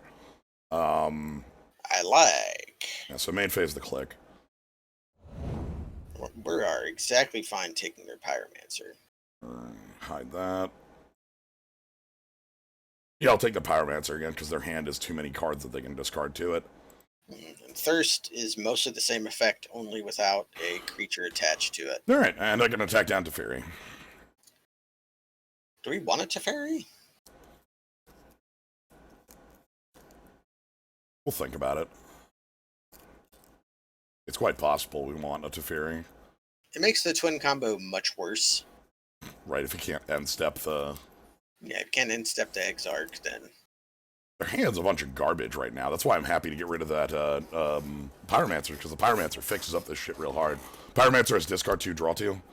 It's also a Mole Drifter if you have an empty hand, which makes it really good. And I think for each spell you discard... yeah, for every non-land you discard, you make a 1/1. And it has, like... 5. Exile it from your graveyard, make 2 1/1s. It hardly ever comes up, but it does. Yeah. I don't know why, but I've always hated the card, even though I know the card is good. I fucking love it. Alright, so Thirst is gone. Probably gonna discard 2 lands. This is just Filter. They don't know about Fractured Identity, which makes me feel like I might want to keep that. Oh, also, we're getting close to Swords to Plow online, so... We're getting... Which, that'll be a nice one, especially if they do go for the combo. Right, like, having that up as a defense feels nice. Like, if we can have a defense that's not in hand. Okay, you're going to discard 2 cards. Can you just discard the islands, or, like, Island Scalding Tarn? Like, I know you're just going to play a tap Breeding Pool and pass, and then I'm going to kill the Fairy. What is that breeding pool? I bet that breeding pool is for Verdant Catacombs. Yeah, they have Verdant Catacombs and they want to grab color off it. They discarded Breeding Pool Scalding Tarn. No, they're playing Blooming Marsh. Alright, so that means they're actually... Oh boy. Like, I don't think Kiora's follower or anything is in here. We probably just killed the Teferi at this point. Let's... Just kill him. Kill Teferi. I think they could be doing regrowth. I don't know. Scary. I just know 2 islands out of their 7-card hand. That's what happens when they cast Thirst for Knowledge. Yeah. Tidehollow Sculler? Yeah, that's the only thing that could be, right? Like, what else costs black-white? Okay, you get to know about Fractured Identity. Yeah, they're kind of obligated. No matter what they do, they're kind of screwed here. Right. Like, they have to take the Fractured Identity, but then we just wins it. Mm-hmm. And if they take wins, then we're going to Fractured Identity or Tidehollow Sculler. That seems fine to me. Okay, our opponent's on was just wild. Like, yeah, they're on, like, everything good. Splinter Twin. This is just cards. Maybe they have the Kibo Commitment or whatever. Well, they picked Scalding Tarn, Verdant Catacombs, Duel, Arid Mesa. Like, their mana base is incredible. Play another creature, I was hoping they were going to bolt their guy in response to the trigger, but they didn't. Can you play another creature? Yeah, they should play another creature. Play another creature. It won't hurt you. Edict. That's basically Edict. Yeah. That card's okay. 1 island down. 22 in deck. About to be 21. Alright. And then 20 when we... Alright, so let's do the thing. Give me back my card. Do you even have basics? Okay, fine. You know what basic plans are. Alright, so after the draw step, now my Shelldock Isle's online, because I need 20 or fewer cards in a library. Yeah, so usually giving them the land is a downside, but here specifically it was an upside. Ah. Right. The Heartless Act does have weird edge cases where you can... It's also really good in the cube because there's not a ton of things it can't kill. Like, it's actually one of the better, like, Doomblade style effects. The hell? Give me, like, the fear. I mean, you can't play big things. You can't just, like, tap out for huge, right? Like, you tap out for Biggie and you die. Right? Like... You also can't twin me right now. Oh, I think I know what their deck is. It's got to be a Golos deck, right? That's the other thing that makes the green. That was what I was thinking initially, was Golos. What's under the Shelldock? Swords to Plowshares. Yeah. Ball Drifter? No. Oh, wait, did they evoke it? No, they evoked it. This is played. No, that's what I mean. They didn't evoke it, so we can fracture it, idiot. Yes. Give me the Mole Drifter. I want my cards. Are we really going to do that? Yes. We really are going to do that. Oh yeah. Well, right now we don't have any forward progress. Like, it's... Yeah. It actually kind of sucks. So we're just going to pay 5. They paid 5 mana for Gush, and we're going to pay 5 mana for Mole Drifter. Kill it in Do response. not have interaction. Kill it in response. Kill it in response. Kill it in response. Okay.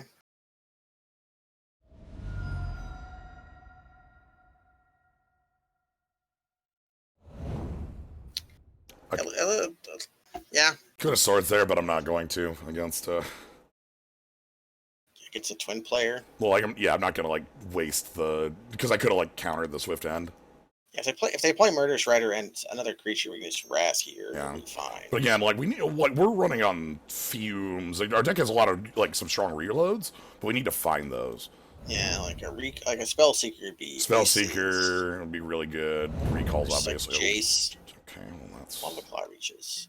They can activate that. Yeah, that's probably getting my swords. Just for planes? That's what we got. All right, that's fine. Please tap all of your mana to activate Lava Claw. I got swords in response. That's my hope. This is good. Again, this is a deck that wants all of its mana, so like I don't feel bad drawing this many lands here. All right, I'll just take 2. It's easy enough. A lot of unknowns. I still don't know what our opponent's hand looks like at all. We only have a couple reactive things left over. I kind of want a Wrath, but they're just not putting anything out either. That's perfect shit. I'd have to use. We don't actually have an instant, though, do we? Nah, I'd have to use the swords. Alright. It's fine. We can also just Nephalia Sea Kite that Murderous Rider when it attacks us. Yeah. If they activate the Lava Claw. If they activate the Lava Claw, I might take the double up. Esther might. Uh-huh. We're going to go to tap our shell. If they go to tap the shell dock, I'm just gonna... Come on. And maybe they'll mess up the prompt and untap our shell dock for us. I had an opponent do that to me on Arena earlier, where I had Ghoul Caller Gissa, Ooh. and they targeted it with Tolarian Kraken, the tap on tap on a draw, and I tapped it to make some ghouls, and then they untapped my Ghoul Caller Gissa, and I'm like, thanks. Just sort of took my... Take our free thing. This is Deceiver Exarch. Kolagon's command, returning Mole Drifter. And I'm discarding. Then we probably just discard Wrath of God, Yeah, right? I'll just discard Wrath. That's easy enough. If our plan is to get a 5/6 in play, we don't particularly want to. Yeah, I want to catch him in combat.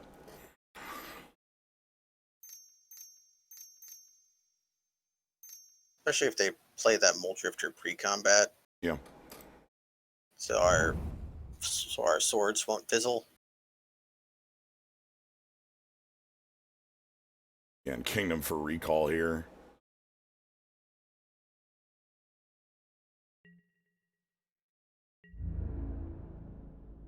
Okay.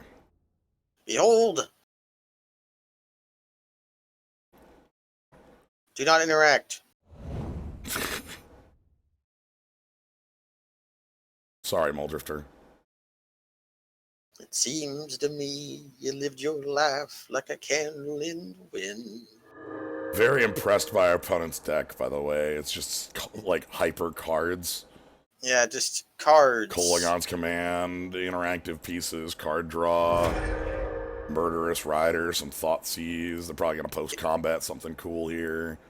Yeah, none of our games have been normal across either of the drafts. They've all been wizard duels. This is like Biggie. I have no hand. Oh, it's a Biggie. Frostbite. That's the Biggie.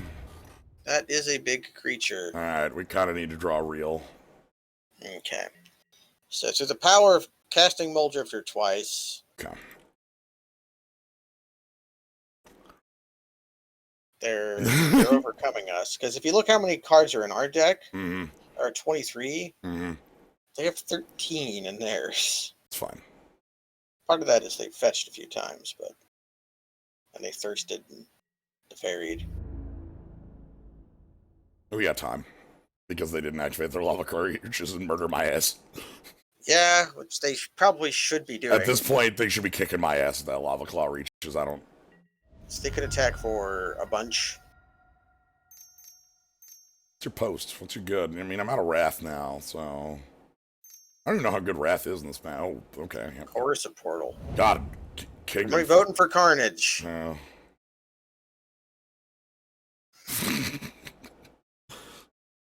they got their creature right over here for us. This Lava Claw reaches that can. So Lava Claw is the weakest of the cycle from Zendikar or from Warblade. But being the weakest of that cycle still puts it like miles ahead of the second Return to Zendikar ones, because those just a lot better than Needle Spires. Yeah, like because those are just not great. When you're twin on that. Oh, wow! Oh boy! They're gonna discard one, draw two. Yeah, but the thing is, late game, this becomes a health threat because it has fire breathing for colorless, effectively. This is an annoyingly strong play here. Okay, yep, they did have the twin. They had the... Yeah, they shuffled it and then redrew it. Yeah, so they had it when we went for the... I mean, I guess we cast it. I'm gonna see your deck. What do you got, buddy? Show me your moves. Hopefully they have, like... Snapcaster Wrath, huh? Snapcaster Wrath, actually, can we... Tarka only deals 5 damage, 5 damage, right? And then they'd be able to... They have a Mana Drain. Okay, I love the rest of their deck here. This is some utter bullshit. Ready? That card's okay. We only have one twin target. Can I afford... No, I really can't. I can't afford to, Snapcaster Fracture. I also can't afford to Winds of Abandon, which would be better. Yeah, we just Snapcaster Wrath here. Yeah. Yeah, they have a bunch of duels. They're actually out of basics. So now we begin losing if they figure out that they can attack with a... I can snap the bribery back. Well, we just saw that there wasn't much... Yeah. It'd be a Tarka, would be like the saying.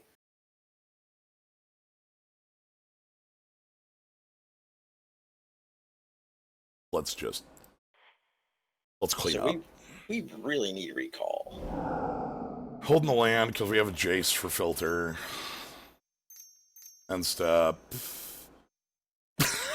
Okay, they have more than one twin. No, that doesn't work with twin. No, that doesn't work with twin. That only works with Kiki. I think they might have lethal. If they realize they have lethal. Carnage. Carnage. No. Okay.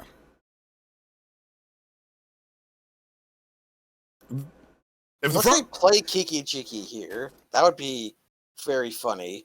Off of their only 3 red sources in the entire deck. Yeah, off the card, one of the 2 cards we haven't seen. Do it. Yes, and then they've got 1, 2, 3, 4. They've got lethal. Okay, we are dead. Told you, Lava Claw's cool. So we flooded out extremely there, and we basically lost to the Murderous Riding their Muldrifter. Yeah, we needed those cards pretty badly in the end. We desperately needed to make that play, but we also desperately needed them to not have a thing. Oh, come on. You didn't shock so you could do 1 more damage? Just exactly as lethal. Alright. Let's go to sideboard. Okay, they are Johnny Everything. You know, Linvala does stop the combo. It's true. Do you have anything else that Linvala annoyed? Not really. Lava Claw reaches. Relic seems okay here. They had Snapcaster and Kolagons. Do we want another Wrath? Probably not. We're on the play, so we don't want land tax. Yeah, Game 1. We've been doing some slugfests.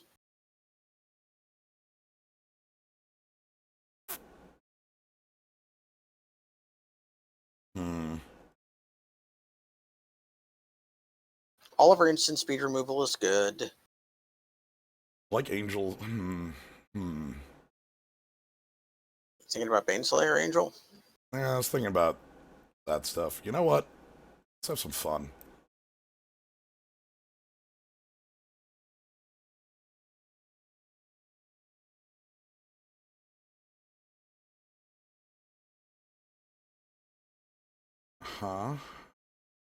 We cut out add basic lands. That. Do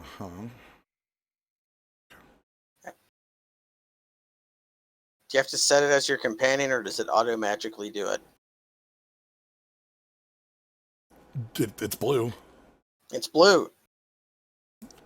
It is blue. I don't.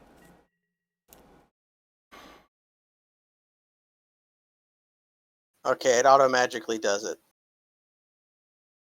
Alright. This looks fine. It's got some castable spells. We can zooch out our Elspeth Conquers Death with some planes. The Basalt Monolith actually makes the Angel kind of castable. Yeah. And if nothing else, we can just buy our companion back.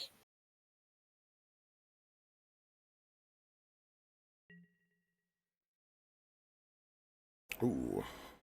That's a good one. That's a real good one, because we get to leave up both here. We just instep the priest. I will remand anything they play. That's, yeah. Like, we added 15 cards to our deck, and then Yorion is now our companion. Yep. It's the last game. I want to have some fun. It's attack for 2. Actually, this might not be our last game. Could not be. If we win, it goes to 3.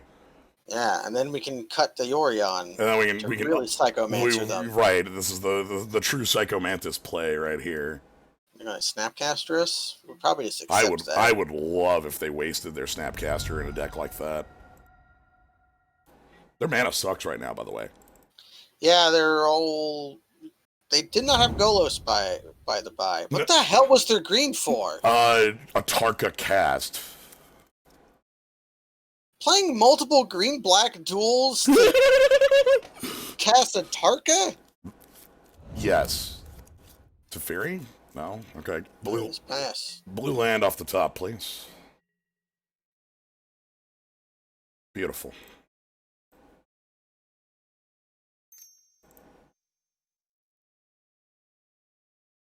Gimme. Tarka, let's go away. Doesn't work because we have a containment priest in play. I'm stealing for the come into play effect. Perfect.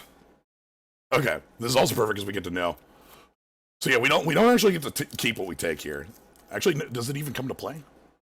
I don't think it even comes to play. Oh no! I thought it was coming to play and then yeah, whatever. That's fine.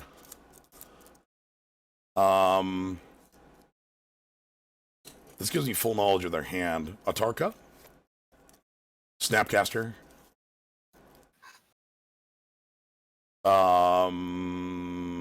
Pyromancer? Do we just remove Pestrobite from their deck? Yeah, probably. I'm still reading cards just to see what else, because we saw their whole deck the last time. Mm-hmm. Oh, they have Frost Titan. Frost Titan. Alright, give me that pester mine. Cool. Alright, good combo. You know, the most hilarious thing there is that if like I didn't have my priest in play, I probably still would have grabbed a. Yeah. Oh my god.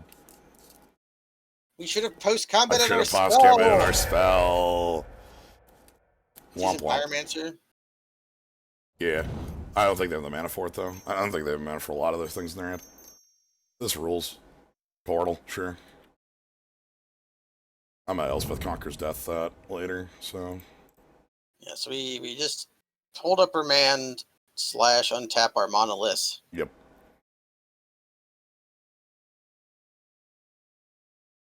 Carnage. Serenity exiles 2 of theirs and 1 from your graveyard, right? No, it's any. It's 3 of any choice. Like I get 3 of my grave, 3 of theirs, whatever. It doesn't matter. Okay.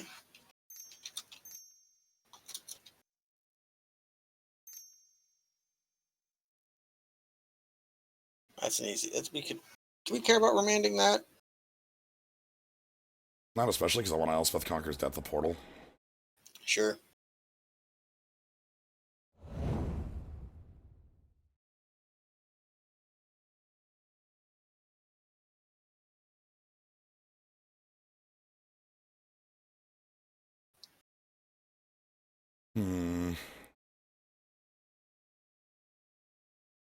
Okay, we still know their hand. A lot of biggies.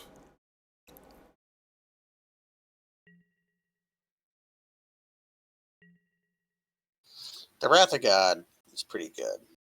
Mox? So is Angel, actually. Yeah. We do have to draw planes for that. But we can, if we draw a land.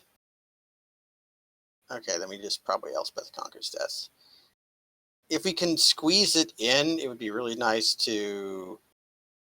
Oh, we really wanted to draw land there because Yorioning our Elspeth Conquers Death would have been very good. Yeah. Because then you get multi-uses out of it.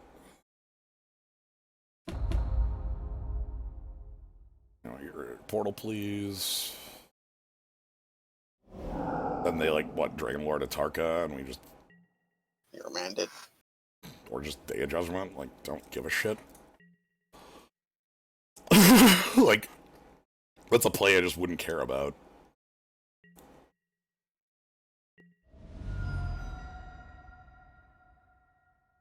Oh, we still have remand up. Yeah, I We can... had to use the Basalt Monolith. Yeah.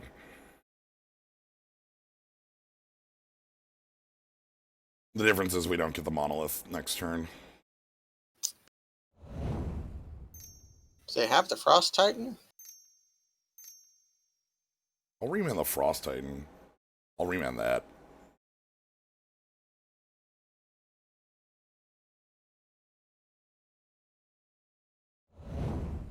That's a nice draw right now. That looks slick right now. That's very good.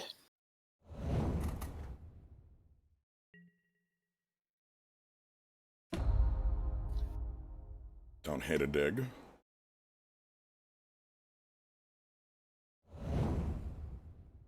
Okay.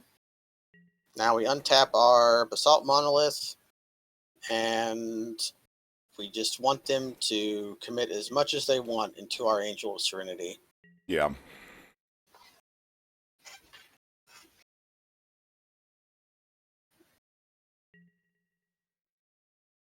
I'm happy to have this land tax to get some cards out of our deck. I can even tutor our green. Can even tutor our forest. Which I will, but I won't play it. I just want them to play a Tarka. Obviously, they're just going to play Muldrifter, but...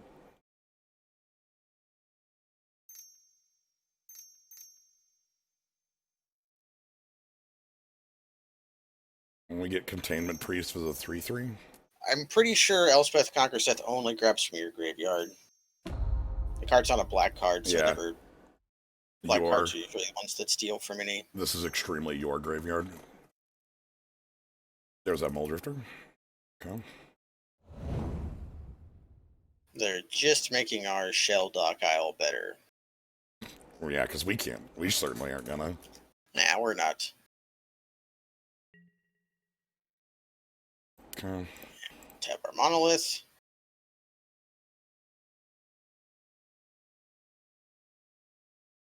This is gonna be a long one. I love it.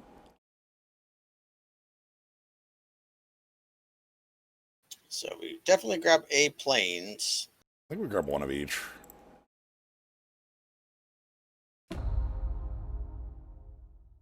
Timber Priest comes in.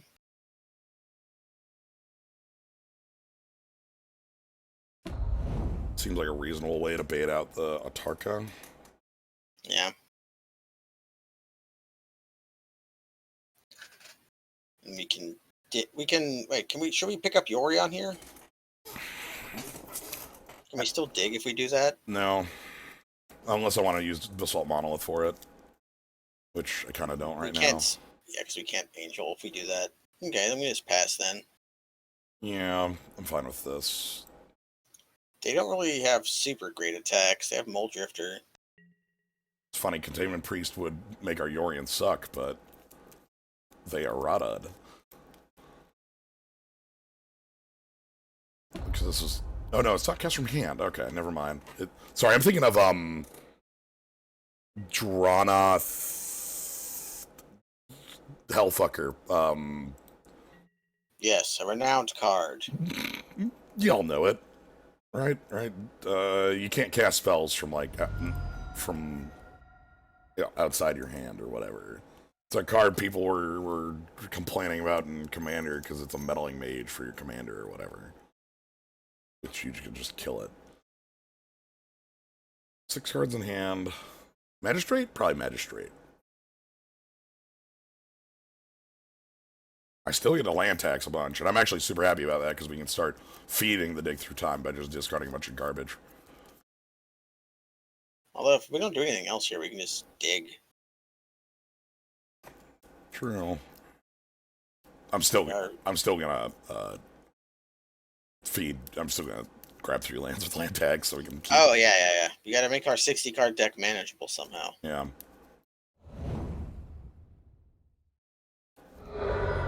Okay. He's now Draneth Hellfucker. Pay to life. Yeah. Well, Tarka is expensive. Tefrolino.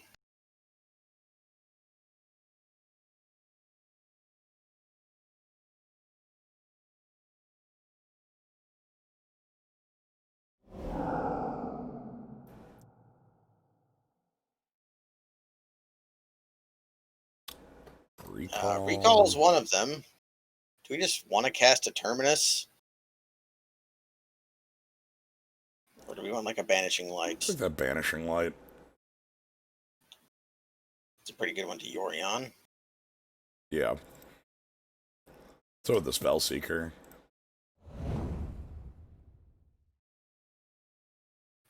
We're going to go up to 11 cards and 12 cards in hand. Yeah. What's in hand? It's Frosty. Frosty. Stay Frosty. Oh, this is a good Wrath hand. Do it. Yes, I wanted the... You wanted the Monolith? Yeah, you can't do it with Grim, but you can do it with Basalt. Yeah. Where, like, they try to target it, and then, okay, they're just gonna bounce it instead. Makes it's fine. I don't much care. We're just going to cast Council's Judgment after attacking your Teferi. Well, I'm wrathing, and we're not attacking. I mean, a Day of Judgment, not Council's Judgment. Wrong Judgment card. Alright,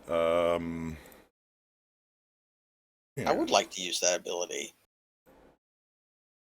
I think now we just, like, grab whatever. Grabbing cards we're going to discard. Okay, so...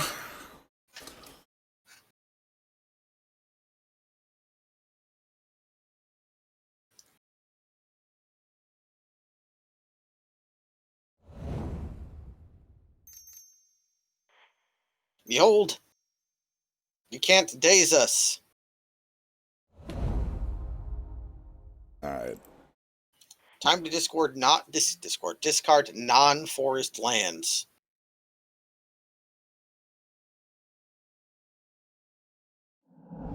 Cool. Yeah, if we want to get rid of Teferi, I can always do that. And right now, we have so much 1-for-1 removal. Sure, I'll just... I mean, Glory Banger. I'm fine with that. It's a card we can... Do you have any creatures in our graveyard? Do you have any Tame a Priest? So we can use Angel of Serenity if we really want to.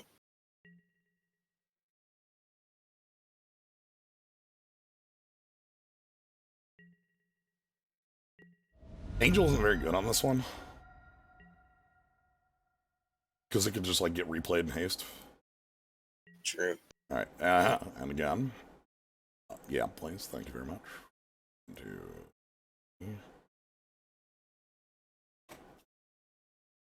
Thinking that Spell Pierce sucks. We can recall. Yeah, let's, like, recall and see what's up, and then... Is Lava... discarding a million cards anyways. Lava Claw becomes a problem. Yeah, let's see if we can find an answer to Lava Claw reaches. Swords to Plowshares.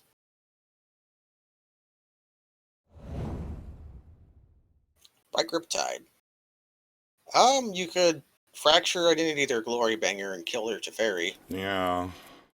That actually seems fine, and then with that out, then we get Unexpectedly Absent on the... Yeah, and the Glory Bringer kills most of their creatures. I also have this to keep the... Keep Lava Claw from being much. That's true. Do they actually have a Tarka in their hand, or did they board it out? It's hard to say. Well... So the worst case here would be, like... They kill spell their own thing again, but I actually have a no, I can't Spell Pierce. You cannot Spell Pierce. Still going for it.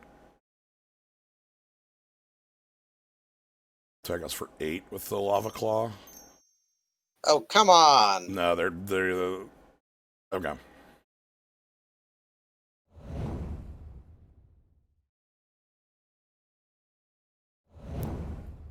Okay, so I take 8 or 9 from Lava Claw, and then we have to, like, leave up Unexpectedly Abs. Actually, no, that's non-land. So we have to have Linvala then.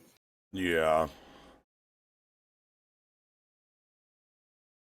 Means we might be interested in A planes. The Spell Pierce can easily be discarded. Yeah, that's garbage right now. Probably Island. Well, I'm assuming Teferi's getting Council's Judgmented next turn or something like that.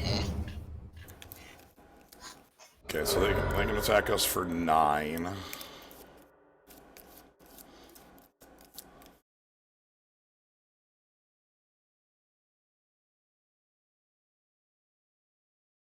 So that Lava Claw reaches. Right, I did count that right. They have 1, 2, 3, 4, 5. Yeah, they have 7, so they can pump it 7. Unless they Dark Red. Oh, they have another Mox. So we go to 1. That's fine. You can sword your own guy to gain life. I guess it's like Banishing Light Linvala. Yeah, that seems reasonable. Oh, X equals 2. Okay. Although, Leaving up 5.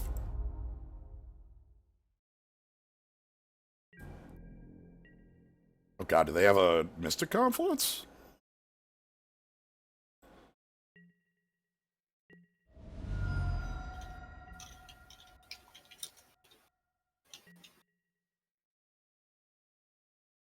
I'm gonna continue to land tax. Because I want to draw live. Well. Well, first we try to cast a Banishing Light. They've got something. They have a card, right? Like, yeah, they have something, but what can we do about it? You know? Yeah.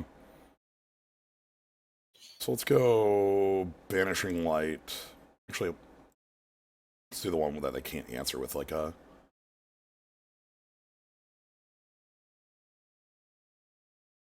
Greatest plus Teferi kills Angel, and then we die. Like we need a plan we need a blocker right now. Yeah, this is the problem.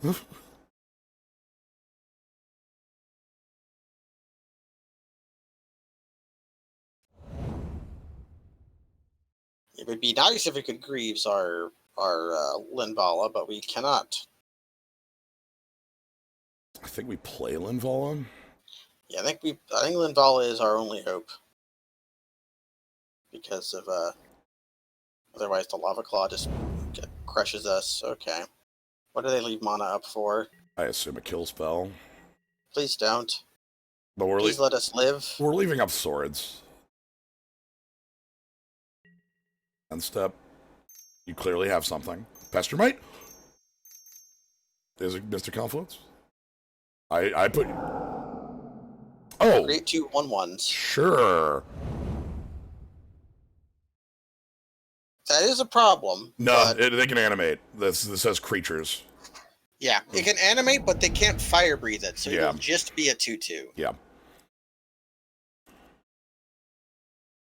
If we can get that Greaves out, I feel real nice and safe because of the Shroud. Now we can angel the tokens.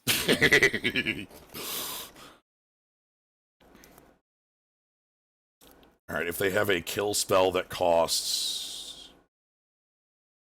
1, 2, 3, 1, 2, 3, 4. They need a 3-mana kill spell. No. 1, 2, 3, 1, 2... They need a 5 or less mana kill. Okay, so they just need a kill spell. They need a kill spell that's not named Atarka.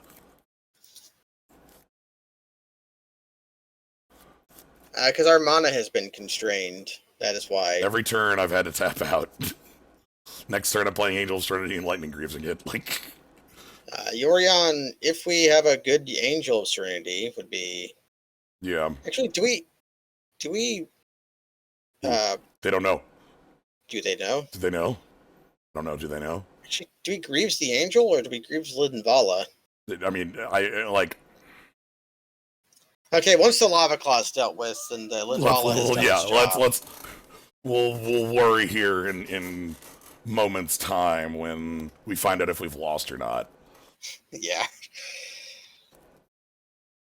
I'm just always thinking ahead. Do they know? It's my thinking brain. They don't have double blacks without Lava Claw, so they can't use Swift End. Can't use Thought Seize. Okay. Okay, so you know I don't have Swords to Plow. You take our Angel. You have to take Angel of Serenity here, I think. Or Lightning Greaves. But the reason they might not snap play a removal spell is because if we're actually holding up Swords to Plowshares, their entire plan falls apart. Okay. Tapped land. Their last card in hand is a brick. You got bricks. I need to kill this Lava Claw in combat. You're not paying attention to the text on the card, which is activated abilities cannot be activated. Alright, we made it to blockers. Oh my god. We've made it to blockers. Nope. Here's them trying to activate. Here's them realizing that we've been paid back for activating bribery as cranial extraction. Yep. We've paid it forward the entire way. I'll take out our last basics. Thank you very much. Okay. I would like to draw live cards. Spellseeker. Talk about live cards. Which gets Spellseeker gets swords or mana drain. But we are putting our Greaves on Linvala. Okay. Okay, do we get mana drain at this point? Yes. That's how hell-bent they are? Yes. We get mana drain because we're also holding up Unexpectedly Absent. And like Riptide. I hold the blockers back, but yeah, because okay. Oh god, okay. They have to beat us in 4 minutes off bricks. They should concede. They should concede. Because they still need to win game 3. They still need to win This is game 2. We're down a game. We boarded into Yorion for fun. Yeah. If nothing else happens, we untap our monolith. Yeah. I actually won't drop the shields like that. Okay. This is an opponent who has Kolagons. I don't want to drop shields against that. Hey! Speaking of, Get the fuck... they know about the mana drain. It's fine. I still have the unexpectedly absent if things go hyper wrong. Right. Yeah. Also, the mana drain mana just goes straight into giving me Yorion. Okay. Okay. I realized it. Now here's the question: do we board back down to a 40-card deck? Yeah. Do we just bring it back down? If you can remember how to do that.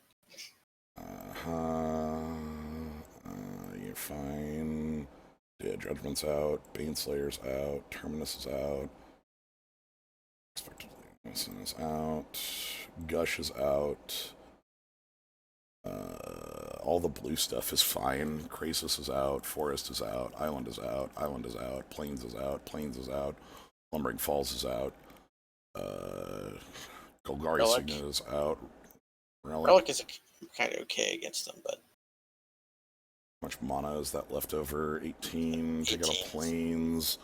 And then we need left 2 cuts. 2 cuts.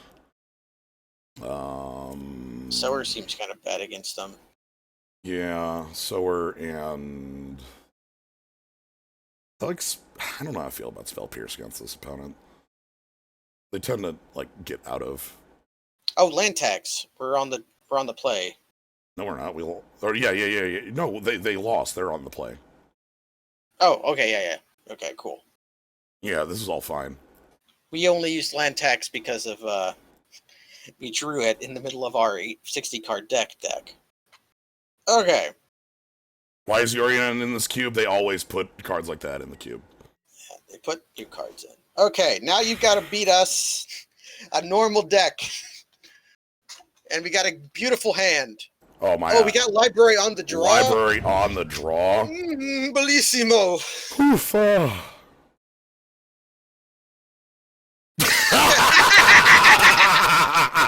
Okay, that actually breaks our land. No, it doesn't break our library. Okay. That's too fucking hilarious. Holy shit. You might want to do Remand first, but we're definitely doing this. Maximum power. This is.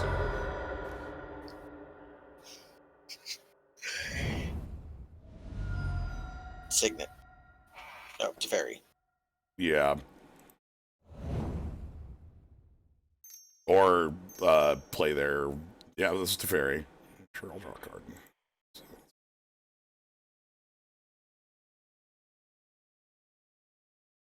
Well, that just means you don't have to worry about this Remand at all. Yeah, I don't need to play as. I don't even need to play as though it exists. It's just.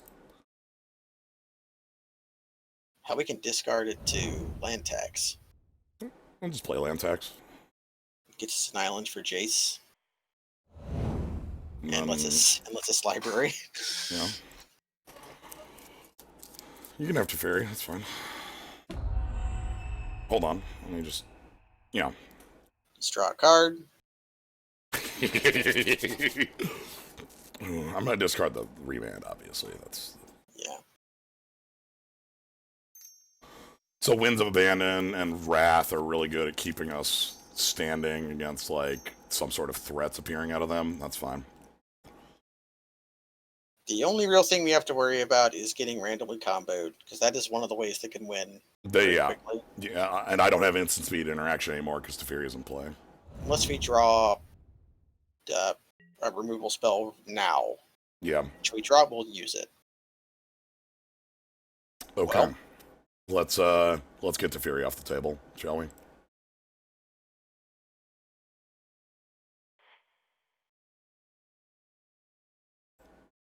I want the hell off.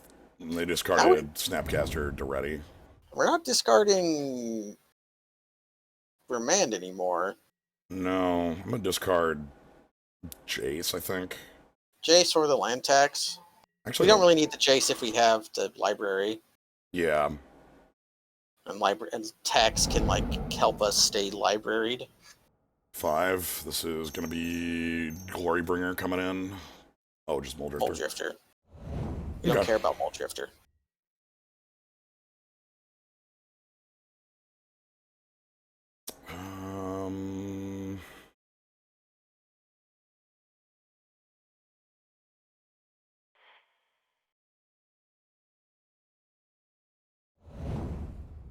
Okay. We'll just remain whatever they do, unless we want a Wrath. Yeah.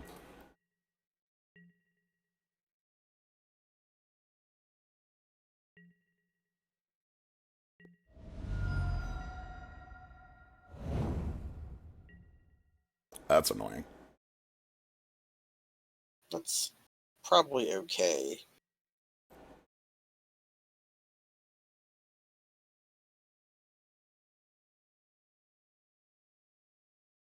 Like that. Probably just gonna leave click up. Yeah. Or actually, stop on their turn. We just discard lands here. Yeah. I'll discard Monolith, too. Yeah,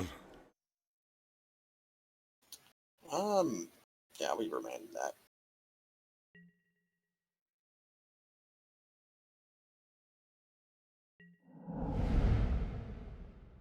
And we're probably going to remand away their angel. Or not, click away their angel. Unless They they've can do a got... response. Yeah, they can just respond and draw 2 if they're Muldrifter. Interesting.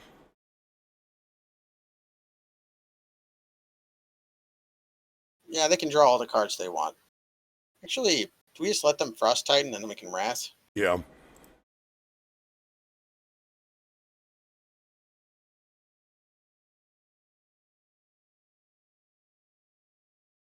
Which means we block.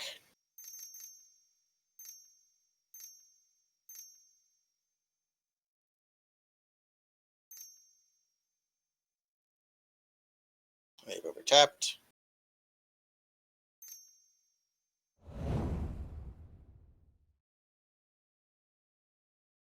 Wisely going after our second white. They don't want to block because going after a second white does not matter because of this.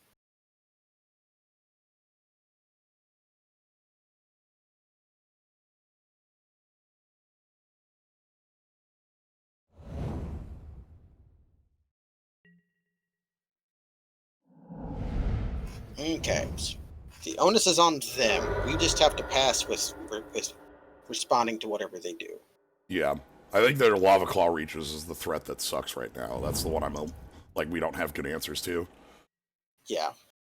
We can block it with Jace one turn.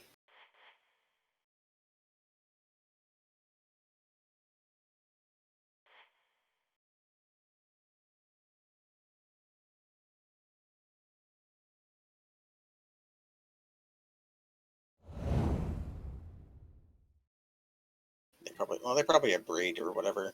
Yeah, this Jace just dies.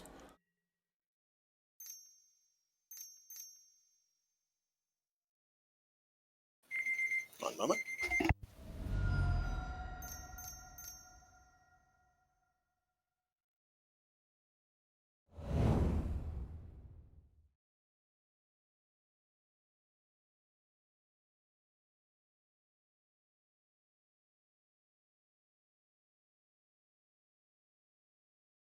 Elspeth Conquers Death can't target the land. Yeah.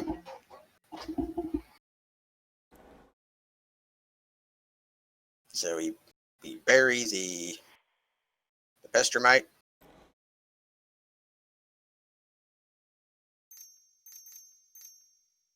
They resto.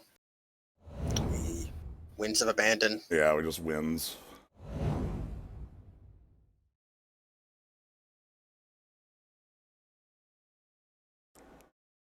Sure, you can untap our planes.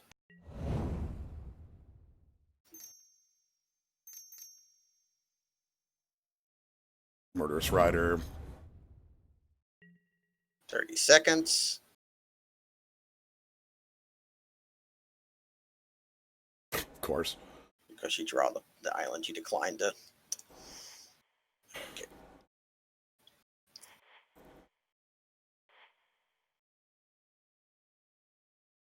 Okay, they have to beat us in 25 seconds while multi-activating their Lava Claw Reaches. Yeah.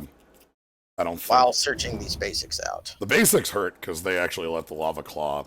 They let the Lava Claw attack more, but there's no way they can do this in 2 turns. They can't kill us in 1 turn.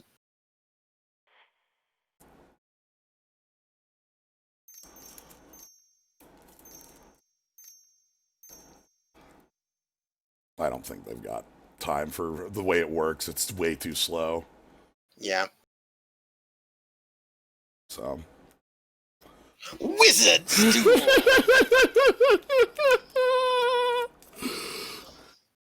All right, Wizards. that's another 3-0 for the pile. Another trophy to end this. Wizards. Let's quick. Muxus. We won by timer scam, but if we drew out an answer to the lava claw, we won by normal. Like, Yeah, we would have won by like Spellseeker would have like ended the game immediately. All right, opening up. Or just a creature that can block through a Fabled Hero. What a terrible card. This was the like stupidest shit in the world in limited. It was, but it's not good. No. I hate its flavor text, and I hate his stupid whips. What kind of creature would use such a whip as that against harpies? You poet, write down how dumb these whips look. All right. They had to backhack the whips into Theros so that Gideon's stupid whip would make sense. But now we'd never have to worry about Gideon's stupid whip ever again because he's dead. So we did it. That was. So welcome to the end of Vintage Cube for now. I hope y'all got some fun enjoyment out of that. That was some magic. That was some Wizards. We had two classics. One, a failed Storm deck. That's a classic. And two, good old fashioned Jin's Cryptic Command, no fixing. Yep. Perfect games. Like A+, high stamp on these matches. Hope you enjoyed them. Yeah. Specker, thank you very much for the sub. Thank you very much, Specker, for the appreciate it. Yeah, the good stuff. Yeah, the 6-0. Yeah, 6-0 nonsense storm. We won with Yorion because our opponent realized they had to win game 3. I said, they should have conceded 2 minutes earlier. Like that was. They should have, or we might have died if that happened. The moment we played Greaves, I thought that game was over. Or the moment we tutored a visible mana drain, like. Yeah, that was like they should have just conceded at that. But yeah, Moto Cube still not great, still fun. I'll call it reasonable. It's so fun, and it's one of the best cubes they have that isn't Spotlight cubes. Yeah, and they ruined their cube through vanity, but every it still time doesn't mean it's not cool and fun. This cube is just the best form of Magic. Anyway, thank you all for joining. Thank you, Gnomebitten, for jumping in on both of these. I'm Gnomebitten. Thank you, everybody in the zoo, in the chat. Hope you all had a great time. If you want to catch more of this, anything else we're doing, you can always follow us, see when you're live. Easy to do. Doesn't cost you a thing. If you want to subscribe, that's helpful. I love it. But if you're just here having a good time, smash that sub button. That's good too. Tomorrow, me and Luke are starting up Iconoclasts. That is the new project. Yeah. That we have going on. So it's a game Luke's played through. I have not. So you'll probably like it. We're excited for it. I know about this game. Yeah, so we're excited for that. So yeah, catch you tomorrow for that. Card plans for next week are up in the air. It'll be Tuesday. We'll be doing cards as usual at 5 Central on Tuesday. That's card time. So there will be cards there. What they are, I can't tell you because I don't know like what cube will be on Moto yet. Maybe there'll be something. Anyway, thank y'all for joining. Have a good night, everybody. Good night.